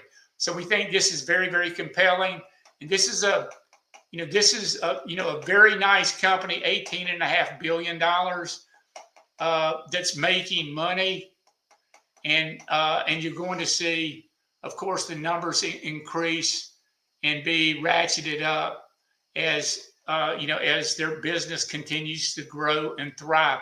We think you're getting in early in the nuclear area here, so we see the stock having tremendous upside. We would expect this stock to go from 200 to 300, but by the next earnings quarter, not the earnings quarter that's 20 days away, but the next earnings quarter. We think by year end, we think this stock can go to 200 to 300 by year end. So that's why we own it. Now we took a 1.5% position, nothing really, in Credo. In Credo, there's a lot going on with Credo, A-Lab, A-Net, and I'll get into a little bit of that in a moment here, but there's a lot of volatility because there's a lot of movement. There's a lot of movement from these companies that they're setting up deals, setting up partnerships, and different customers are doing various things, and that's impacting what's going on under the sheets with a few of these companies. But this stock had has had tremendous triple-digit earnings and revenue growth. You can see this is the best by far on our sheets today on anything in the marketplace. And you can see where the stock broke out. And by the way, so you can see this looks very similar. See where Credo 86, you had to pull back, the movement to new highs. We think that BWXT is right here. That BWXT is right here where Credo was back at this level here. So you got triple-digit numbers. Numbers are big, but there's a lot of stuff going on right now. A-Net is, A-Net got slammed because NVIDIA they won an award with Meta and Oracle with their networking chips, and that's going to hurt A-Net, who their two biggest clients are Microsoft and Meta. But Credo, Credo has the great numbers. We don't know how yet what's going to take place in terms of some of client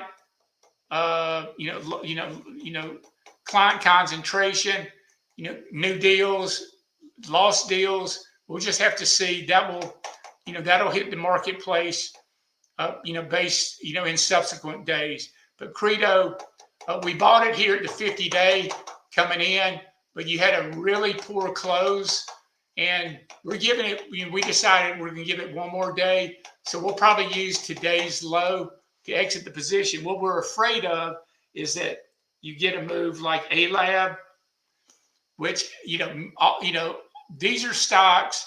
ALAB, ANET, Credo, all growth investors have been loaded up in. And of course, we're out of all these, but this is what happened with ALAB, where you got the clear sell signal today violating the 50-day. And that is what you might, that's what you might contend with on that Credo. But again, we're using, a 1 bar stop, today's low for our stop. But that's what happened with ALAB. It got totally torched today. So that's a clear sell signal, a violent vertical sell to 50-day on big volume. So that's a sell signal. So the next stock that we own is ETHA.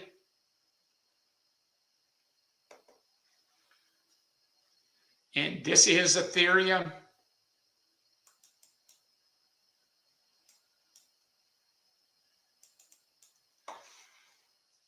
I had a very close, very accomplished, very successful trader that he was, and he owns Bitcoin as well. But he was, he was asking me, why do we own Bitcoin? Why do we own Ethereum?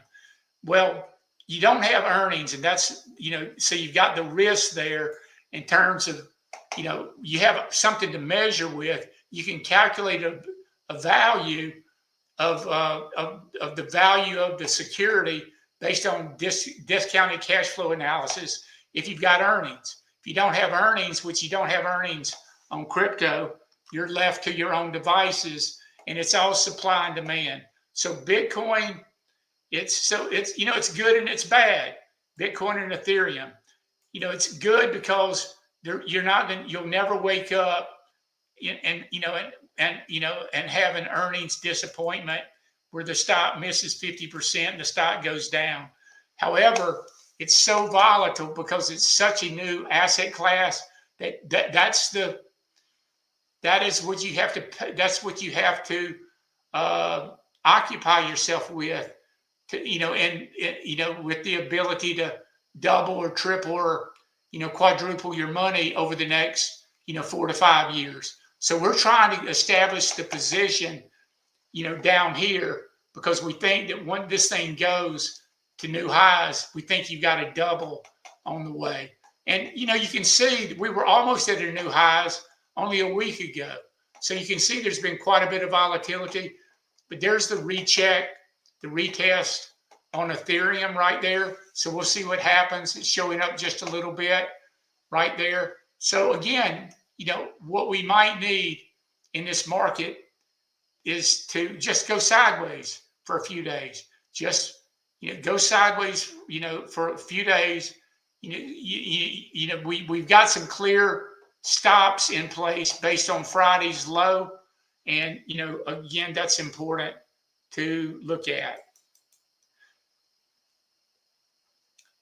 And then next is actually, this is Fidelity's Bitcoin. We like IBIT, which is BlackRock's Bitcoin ETF and Fidelity's ETF. We happen to be in this one right now. Notice we were at all-time highs 8 days ago. So Bitcoin was at an all-time high 8 days ago. And this is what's happened over the last 3 days. It looked absolutely perfect. But then you had really the Black Swan event on Friday, which is it's affected the stock chart temporarily. But you get back over the 10-day and the 21-day, and you're within shouting distance of getting to a new high again in Bitcoin. So that's why we like Bitcoin. GV is one of our favorite, and it's been one of our favorite power companies, energy alternative companies. What makes this stock so amazing is they have they sell 1/3 of all the generators in the world. And those generators, the gas turbines, that's what fuel the gas turbines fuel the electricity build out, in the grid. And, and many of these data centers are they're running based on gas turbines and so forth. So this is the #1 player. It's a big company. It's a spinoff of GE. They're in everything. And this is a company that's got really super numbers. Look at the earnings projections, up 34% this year to double next year. So this is a stock, we think this stock is going to be well over, it's going to be well over it could be well over $1,000 by the end of the year. And it's within spitting distance of breaking to a new high. We actually doubled up on it yesterday, coming back over the 50-day. And yesterday or 2 days below that. But we've got a 5% position established there. And you can see where the stock retested Friday's low, closed way off the low. So game on right there. Our stop right there is 615.83. And 615.83, we're using, let me see what day. Yeah, we're using today's low. So if this stock would reverse, come in and take out today's low, we're out. So that's how tight our stop is. And, we'll break even or maybe lose 1%, on the trade, if we get stopped out, but that's where our stop is on GE Verona. Robinhood is one of, the most spectacular stocks this year, of course. As you can see this, it really just started getting going, in the last few months. And we're using a break even on this stock. Our break even is 124.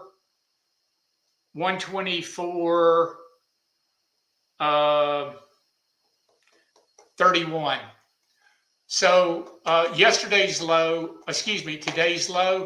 you can see it's up, showing up above right now. If this stock would turn, this is one that you could actually buy more of, if taking out today's high. And low is 133.05.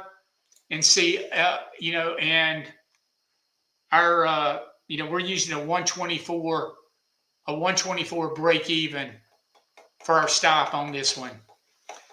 MP Materials, of course, you're all aware of sort of what's going on with rare earth.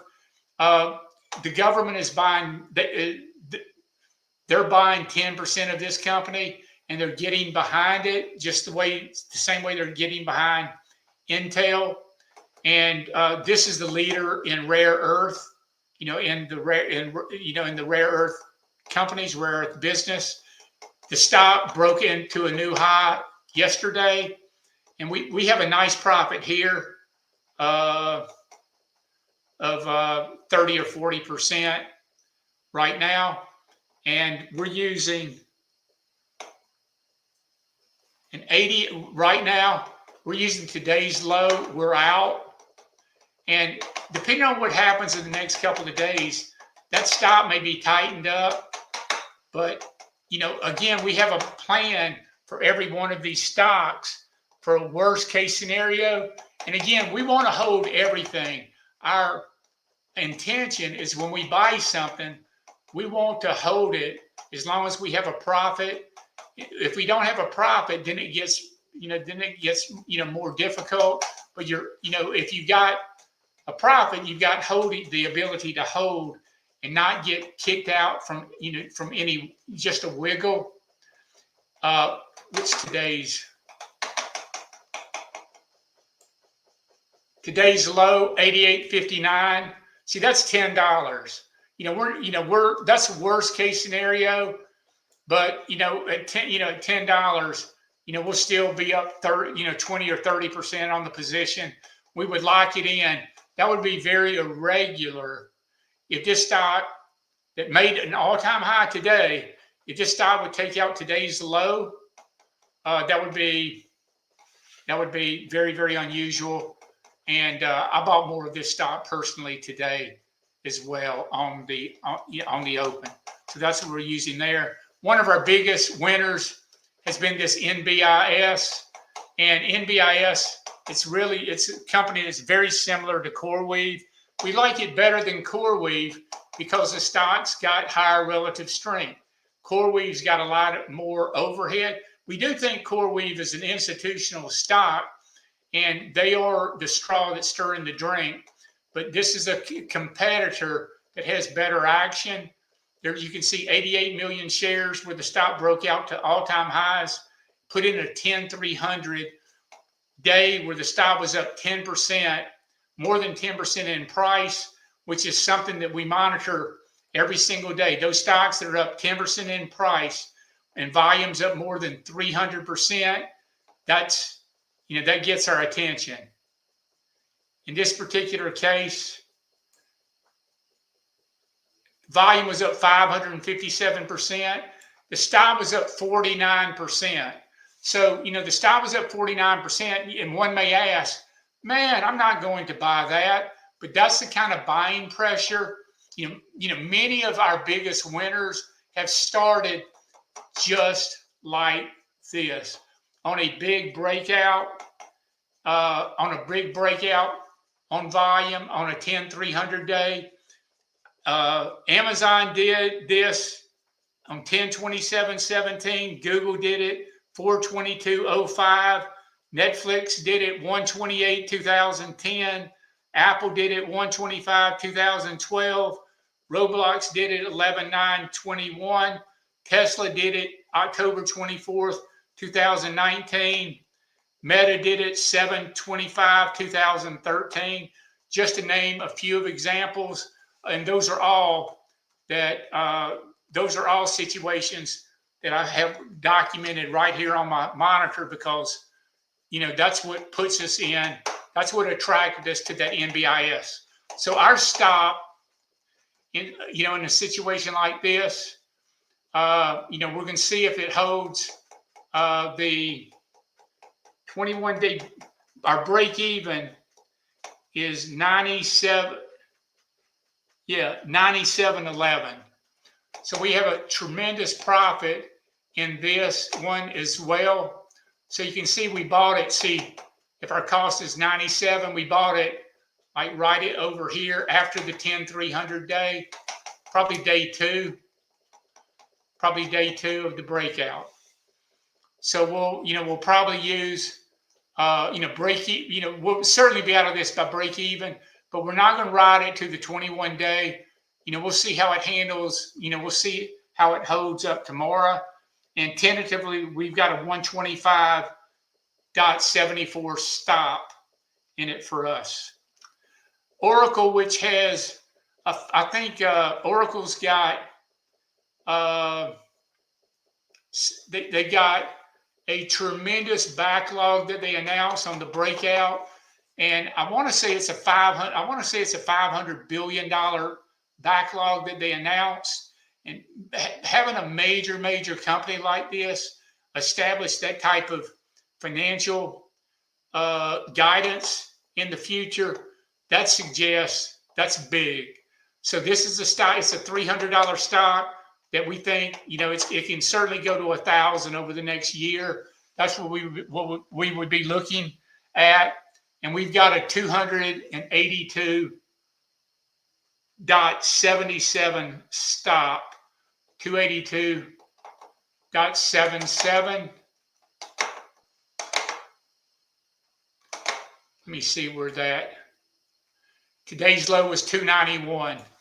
So that's where our stop is. That's probably our break even right there, 282.77, more than likely. Palantir, the next one. And, which is Palantir, as you're all aware, is the leading institutional growth stock in the, in the country today, in the market today. So I would say Palantir and NVIDIA are the two big heavyweights that are really moving, AI. Those are the two companies that are moving AI in the marketplace today. So there's Palantir. We've got a 170.81 stop, and that is today's low. So if this would surprise us and you had an outside day to the upside today.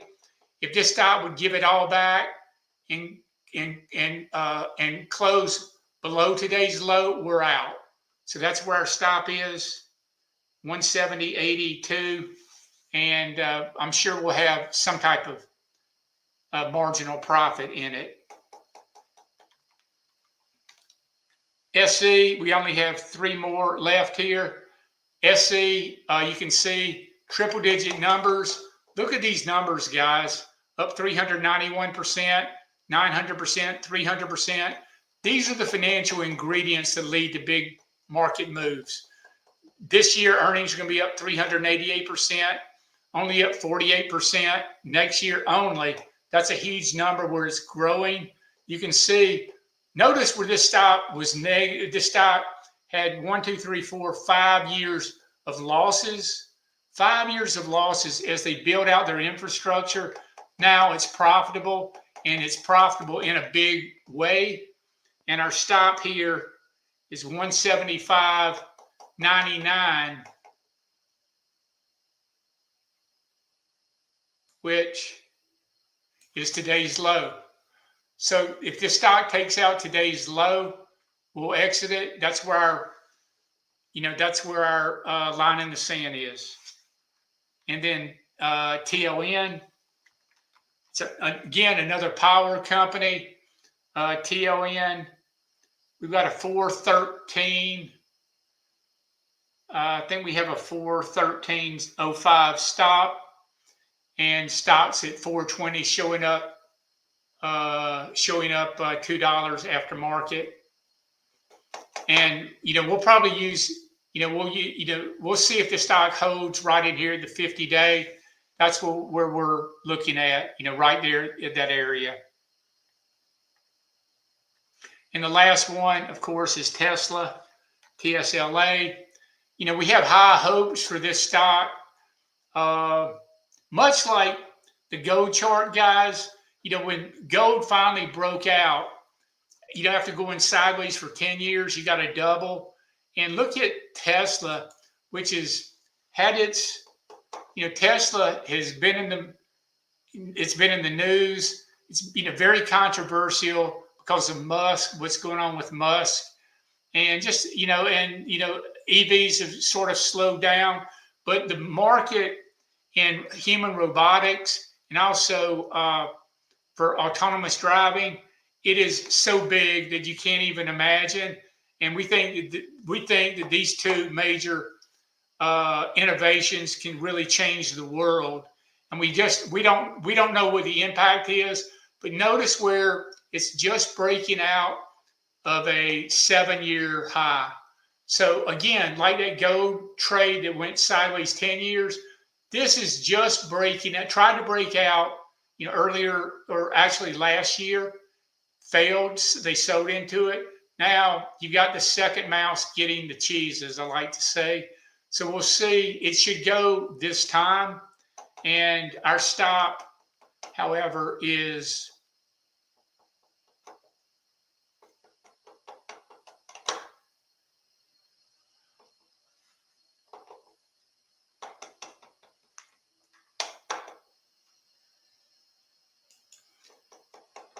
so looking at it, our stop is below this level right there, that day, right there, right there. And that's a 411.45 stop, 411. So that's the Friday low. So if you take out the Friday low, we have to be out because the downside is the 50-day, guys, and the 50-day is down 12.8%. So we don't want a profit to turn into a loss. So that's our line in the sand, that very nasty day, 2 days ago. So that's all that I have in terms of the stocks that we have. Let me point out a couple of these, a few of these names. I'm looking for Wes to get back on board to answer any questions that you guys might have. But let me just point out a few stocks that are poking up. Hey, Wes. Yeah, I'm here. Okay, a few stocks that are poking up that you guys might want to monitor. This TeraWulf broke out to an all-time high today. This is something that we were looking at buying this, but we bought APLD instead, and we considered buying both of them. They're very, very similar, APLD and Wolf, but we passed on it. But this stock is going into new high territory. They just announced a $3 billion secondary. So they announced not a secondary, a notes offering. And that notes offering is worth half of the market cap. And the stock made a new high. So rarely do you see it. It can't be any more bullish when you see somebody that's launching a $3 million offering and the stock goes up. So that's quite interesting. Anyway, Google owns, and I wrote about this on the on our Twitter feed. Google owns, I think, 11% of the company. They own 41 million shares, and so they've got deals. They've got like a 10-year deal set up with Google as well. So it's one of these potential IRENs in the making. So keep your eyes on that. Shopify looks interesting. Right here, bouncing off the 50-day. You can see the last earnings report. It had a good reaction to earnings. It's gone sideways for 13 weeks. The next earnings are 16 days. So this is setting up quite well. This is an institutional stock. Wes mentioned this ASTS, which owns. They just set a contract. It's a satellite company. It made a deal with T-Mobile. Verizon. Right? It was Verizon. Yeah, I think SpaceX is aligned with T-Mobile, and Verizon, I'm pretty sure, signed with ASTS. So that just, this announcement was only 4 days ago. So you can notice the skyscrapers of blue of the accumulation that's taking, that's going on right there. So, you're looking, you need to look at the market that's trading today, and look at the stocks that are, strong, despite a weak market. Yeah, and you're absolutely right. And we've talked about this all the time. It's so hard to buy that ASTS, especially in client accounts where they have zero revenue. They're pre-products. I mean, it's like we don't have to do it. It's hard to watch sometimes, though, when we've known about this for a couple of years, this company. But the fact is, I think before they can even initiate service with Verizon, they've got to launch like 5 more satellites, over the course of the next year, and then they can launch probably a service in 2027 or something like that. And it's just not necessarily worth the risk. I don't know, I don't know if it's so hard, but that's why it's going to keep working, because there is a lot of risk that you're taking on to and people that really, really understand and have faith and have done their due diligence on ASTS, and I guess know the upsides there. But anyways, that's my rant. SYM Symbotic. This is the company that has they've got the Walmart contract. All the robots that are in their warehouses are powered by Symbotic. So again, it's a robotics theme. It's an AI theme. The stock's it broke out to new highs. So the last, you had 2 out of the last 3 bad days, and yet the stock's at a 52-week high. You can see the earnings. They're going to be profitable this year for the first time after being unprofitable for 4 straight years. Think about it just like that SC example that I mentioned before. So a company that's been building their infrastructure for 4 years, then finally becomes profitable. Then the institutions, it attracts the institutional interest, and that's what powers these stocks, higher. Yeah. We do like that turning point And a lot of what worked in 2024 was those people that hit the turning point, you know, too, which we own. We've talked about that DoorDash and Spotify and Shopify. You know, those three examples come to mind too, where it's like, okay, it's the inflection right there, where then they have, you know, 100+% revenue growth or earnings growth because the leverage, you know, it's that inflection that's so hard and to get to. And I think you need that to get the institutions piling into. You need that clear path because, you know, DoorDash had struggled while it was generating losses for 4 years in the public markets, you know. 6 years, looks like. Yeah, they may have gone public. I'm not sure if it was Oh, 2020, yeah. and that's back. Oh, Yeah, yeah. and you know, That's Palantir right. was the same thing, right? Where they weren't making any Yeah. money either for 2-3 years in the public markets, and then bam, you know, they hit the inflection, and so it's so important. So that SYM, yeah, that might be. Yeah, these definitely have our Yeah. attention. DoorDash, SYM, you know, they've got our attention. VRT it's interesting because this is held up, and there was some competition threats. You know, they make cooling equipment primarily that cool off these data centers, and there's competition. You know, someone announced some competition, and the stock. I think this is where the stock went down on the announcement. I think this is recent, either here or there, and yet the stock's sitting here, you know, near a new high. So this is a really strong institutional name. But look, there's the deep sea. There's the deep sea move right there. 155 to 97 on deep sea. Totally got trounced. And we actually had a position in this along with ANET, ALAB, Credo, and a lot of these stocks where we were significantly profitable in. We had a number of these stocks. We were up 20%, off to a great start in the year, up 20%. And then we sold them at break even, all of them, when the deep seek hit, because we didn't know what the impact of deep seek was going to be, you know, in AI and how it was going to impact the U.S. Mm-hmm.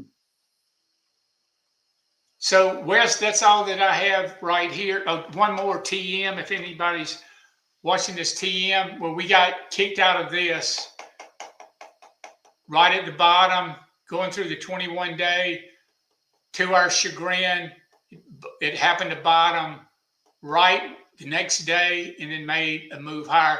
And we regret selling this because we sold this with the 3% profit, and we could have moved our stop to break even, and we would have still been in this revolutionary company that's changing the way intelligent diagnostics is working in AI and medicine. So this is an interesting stock, same kind of thing. It's been, you know, no profits, but you do have significant revenue growth, and you've got a very seasoned board, high profile with a lot of superstars on it. I think Scott Gottlieb is on it, who used to be, I think, the FDA chairman. So they've got a bunch of high-powered individuals on the board, and this is one that, you know, it's going to be it can be a potential change the way we conduct research in AI in the medical field. They're the leader in the medical area in AI. They are the undisputed leader right now. So you can see that innovation is taking place all around us. All around us, you're seeing great companies. You know, we're identifying them, and we think, of course, you're going to identify many of them as well.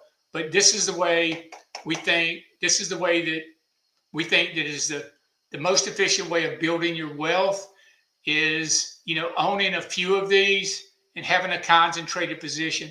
Because they're so volatile, you know, we keep our positions. We're keeping our positions 5-6%.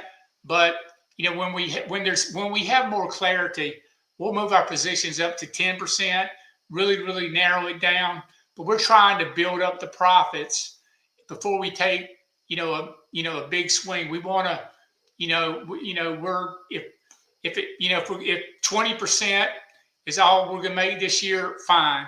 But we'll press it the fourth quarter. We had I think we had a 35% fourth quarter last year, on the way to having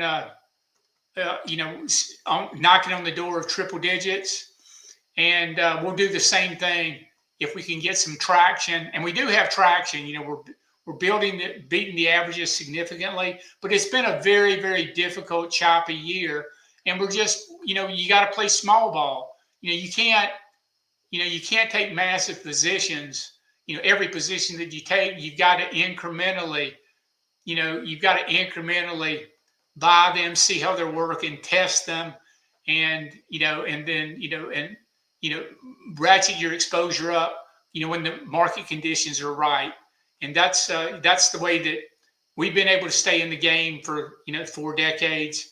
Is not taking any Hail Marys, but sticking to your process, having a process, having a plan, and executing that plan, regardless if you make money or not. Did you execute your plan? And that's what we're doing. We're executing our plan to make sure that we're that we're going to reduce our downside. So Wes, what questions do we have?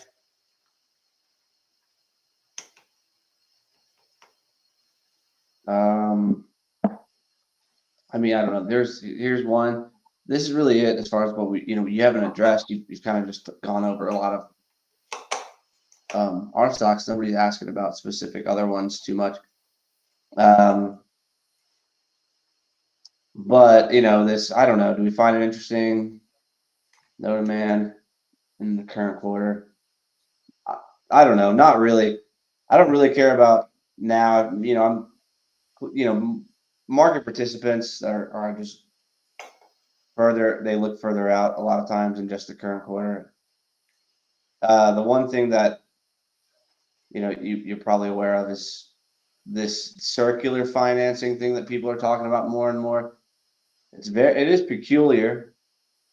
All right, OpenAI.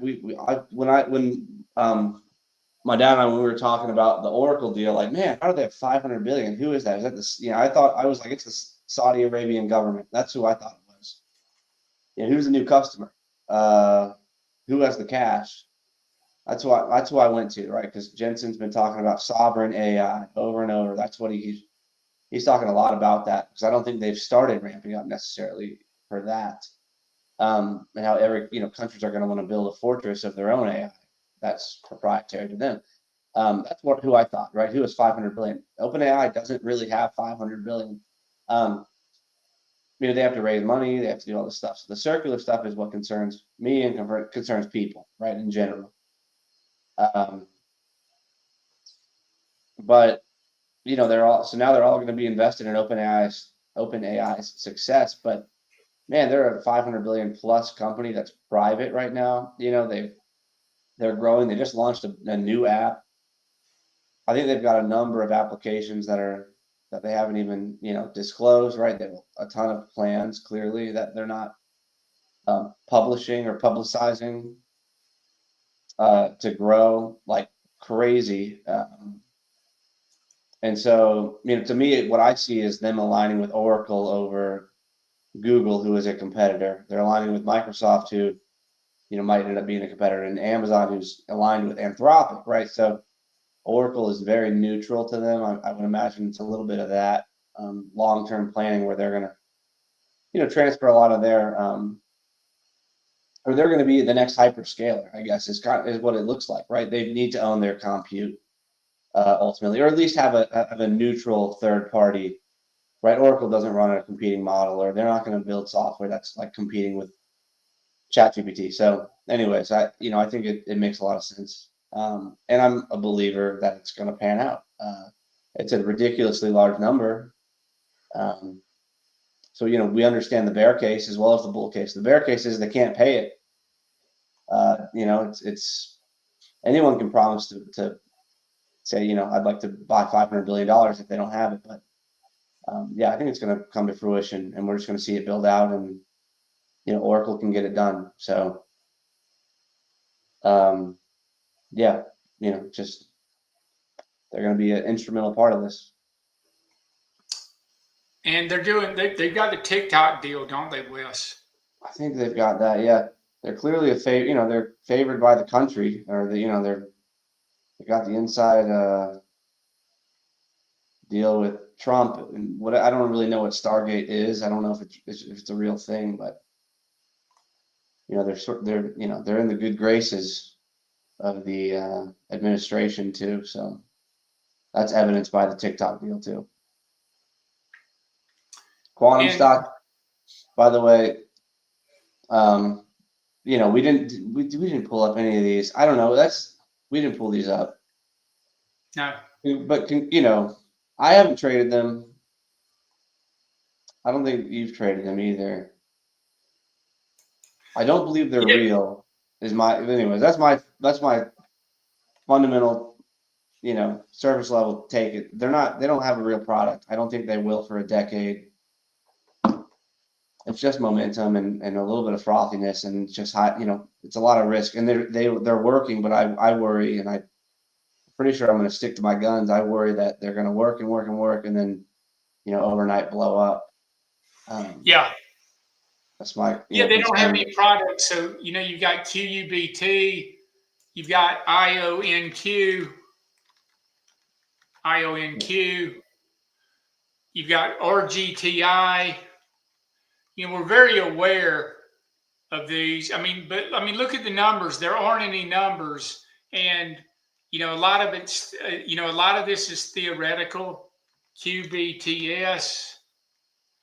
So I was very, very intrigued with this in the last couple of days, but with no numbers, we're not going to buy this stock for our clients, because again, you could you can wake up and it's going to be down 50% or more overnight. So we just can't take the risk, and it totally may go. But some of these, the froth, it's been not puzzling. There's been incredible froth. Like we had the mineral stocks in the last couple of days with no numbers. Let me show you a couple of these.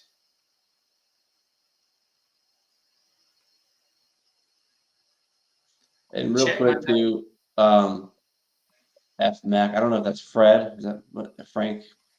You can look up Martin Shkreli. If you're aware, if you're following those, maybe he's very, very, very bearish, and he seems to be a scientific enough guy where he's short them, and he's getting his butt kicked too, being short. I know right now, but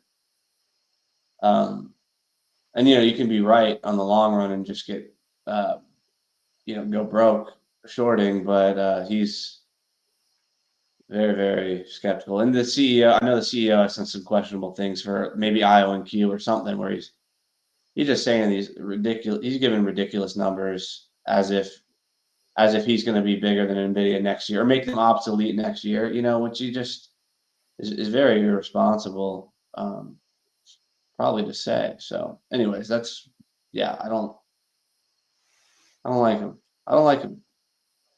Yeah, we're not. We definitely won't buy them for our clients. We'll pass on them. This is the kind of fraud that took place in the last couple of days with the. There was talk from the White House about about being able to how important it is to preserve your minerals. And look how this is the kind of stuff that moved. Look, AQMS up 198% today. Look, you had a 10-for-1 reverse split. Anytime you have reverse splits, that's not good. That means that you should be bankrupt. But this is the kind of stuff that where you got bailed out just because of the news and short interest. This stock based on the financials should be broke, but yet it's up 200% because of the short interest. That happened. Today. NVA. Look at this. NVA up $37. And the stock, look, the stock's gone from 10 to 80, in the last couple of weeks. And, this is the kind of, when you have moves like this is climactic blow off top action. You can see it's down 16% overnight. This is with no numbers. Look, no revenues, no earnings. This is, I would expect this stock to go, to come all the way back, come all the way back to, under 20, somewhere between 0 and 20, over the next, the next month or so. This stuff that just moves up based on news, based on short interest, this stuff eventually gets crushed. CRML, but this is sort of this is what we've been dealing with. Wouldn't everyone like to have, a $10 stock that goes to 30, in 5 or 2 weeks, you triple your money. Critical metals, this moved, no numbers, look, no earnings, no revenues, and yet there's the short interest coming in, and then the blow off to the upside. So this is sort of going on in the back. This is the backdrop.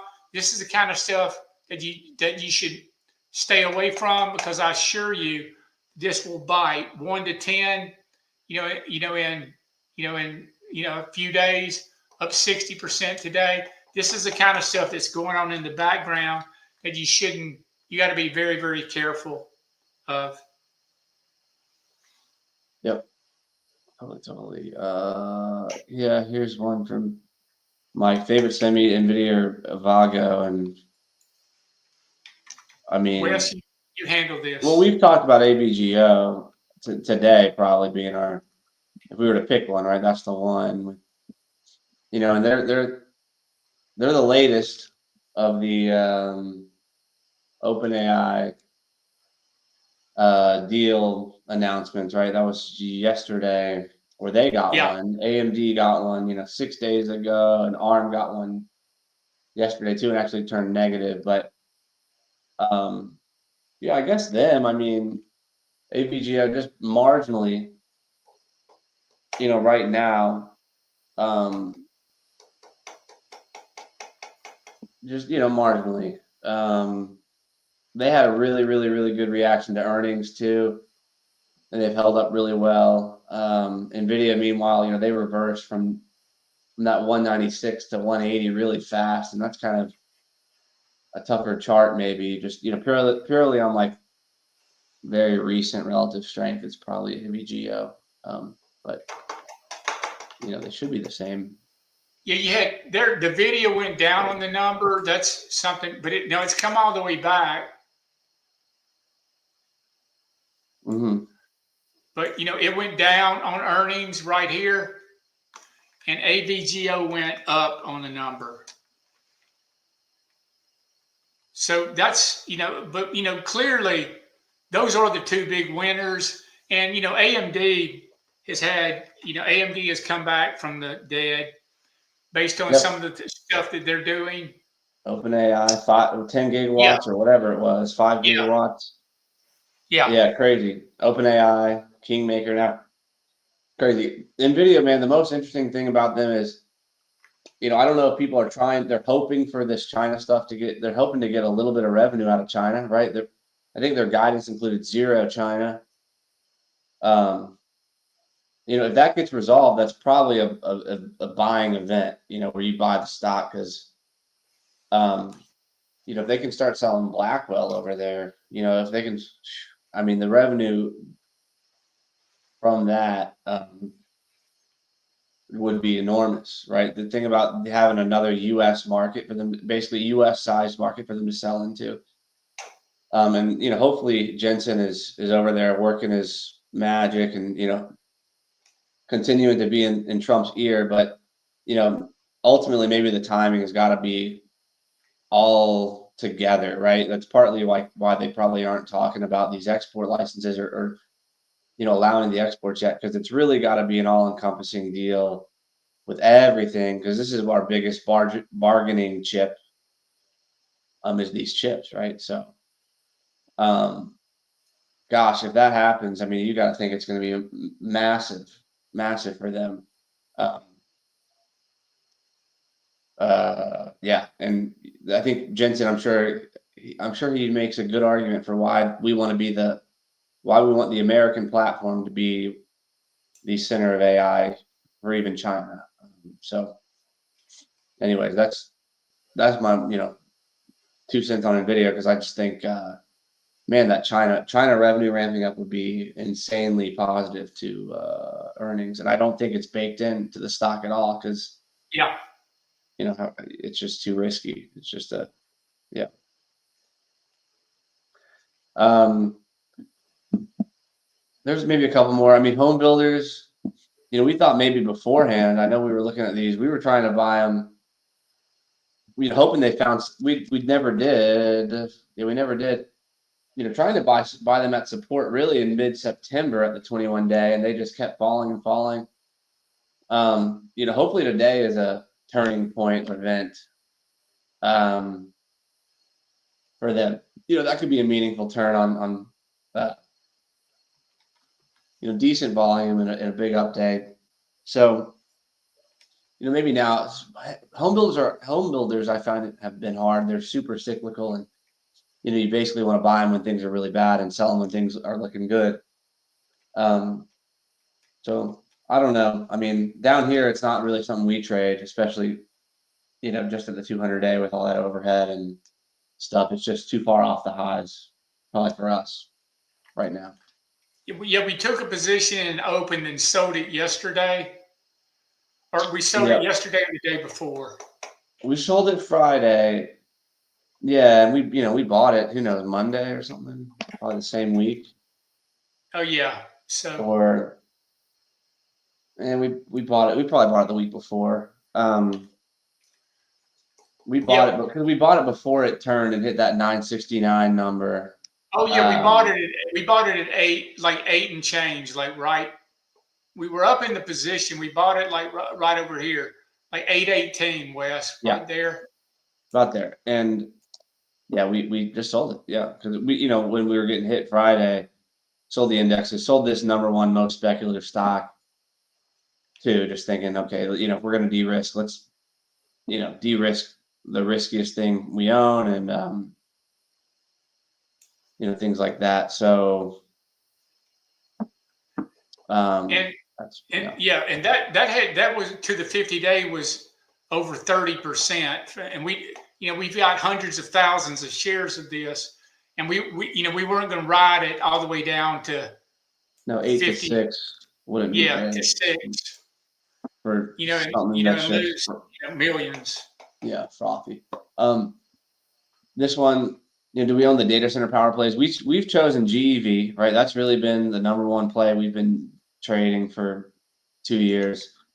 $200 billion market cap, has a product that exists, which we also like, really good numbers, really, book solid for many, many years still, things like that. So we have not bought Oklo, SMR, NNE.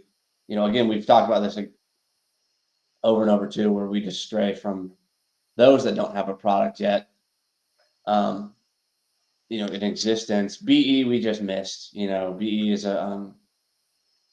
that's been a monster that we missed. Yep, yep. And it's unfortunate. Those are those have great numbers. We see it. We've been following it, but we sort of just lost interest. We lost sight of it for when it based for 9 months between November and July when it broke out. So it just wasn't one we stocked at all. And we saw it here on the break. I mean, we saw it, then it broke, and we thought maybe it was over, the run, Yeah, because you'd had the run from 25 to it was up 150%, in yeah, 6 weeks. We thought that break right there, it was over, and it was not over. So we just missed it. yeah, yeah. Um, they have numbers, NNE, no numbers, SMR, small modular reactor, no numbers, Yeah. Oklo, no numbers. You do have Sam Altman, who's his Yeah. CEO, but no numbers. And I saw, by the way, too, for that Okla, man, it's so crazy to see these things, like the frothiness around you, and you're like, oh my God, I'm missing it. I don't know if the market has to get crushed when these things stop working either, just because it's like, of course they're going to stop working, but the numbers for the models, the way these guys are coming to a price target of like $200, something that I saw a few days ago, is they have to literally do a DCF with, a discounted cash flow analysis with the ramp up of, different nuclear reactors, over the course of the next 30 years. They're building these models out 30 years and discounting cash flow back, which is just kind of insane too. It's just like a ridiculous exercise of, tweaking an assumption here and there, and, maybe discounting it by 4% instead of 6%. And you get this massive target, and, so much uncertainty over, God, like, how can you even consider that? So it's so hard for me to wrap my head around. But yeah, again, nonetheless, it keeps working. They do have Sam Altman, and OpenAI continues to be that kingmaker for people like AMD and Oracle and AVGO. Why not Oklo too? But we're happy in GEV. We're in TLN as well for energy. That's a beneficiary. Gosh, was there another one that we own? Oh, in BWXT. BWXT. That's right. So that works for us, and we were already talking. We might be over levered again. What happened in DeepSeek is we had 25% exposure to this data center stuff, right? Similar stuff, but that's what was working. And we were probably up like 9% in January just because of the way those things were working for us so fast, just to get rug pulled. So we're just cautious too, just to not get not put everything in that energy space, especially in these super volatile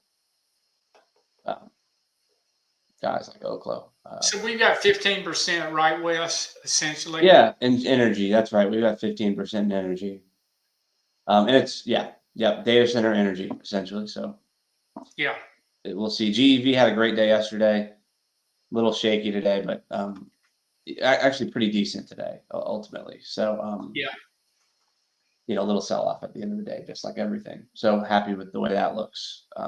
Hopefully poised. That looks great. Look at the retest. There's Friday, the drop, and then you had the retest today. You did the nice move yesterday. The retest, it held the retest. This looks really super. Right. Mm-hmm. Okay. That's it. Somebody mentioned AGX, but same thing, right? Same great. area at least. You got AGX and PWR. This looks great. Yeah. Yep. And everything seems to be, it's all related to data center, right? But yeah, that's it. You got APH that's going to report next week. That's one of these, they're in the data center area. But AGX, this I'm with you. I think this looks fantastic. Breaking to a new high while the market's, going through this correction. Yeah, looks great.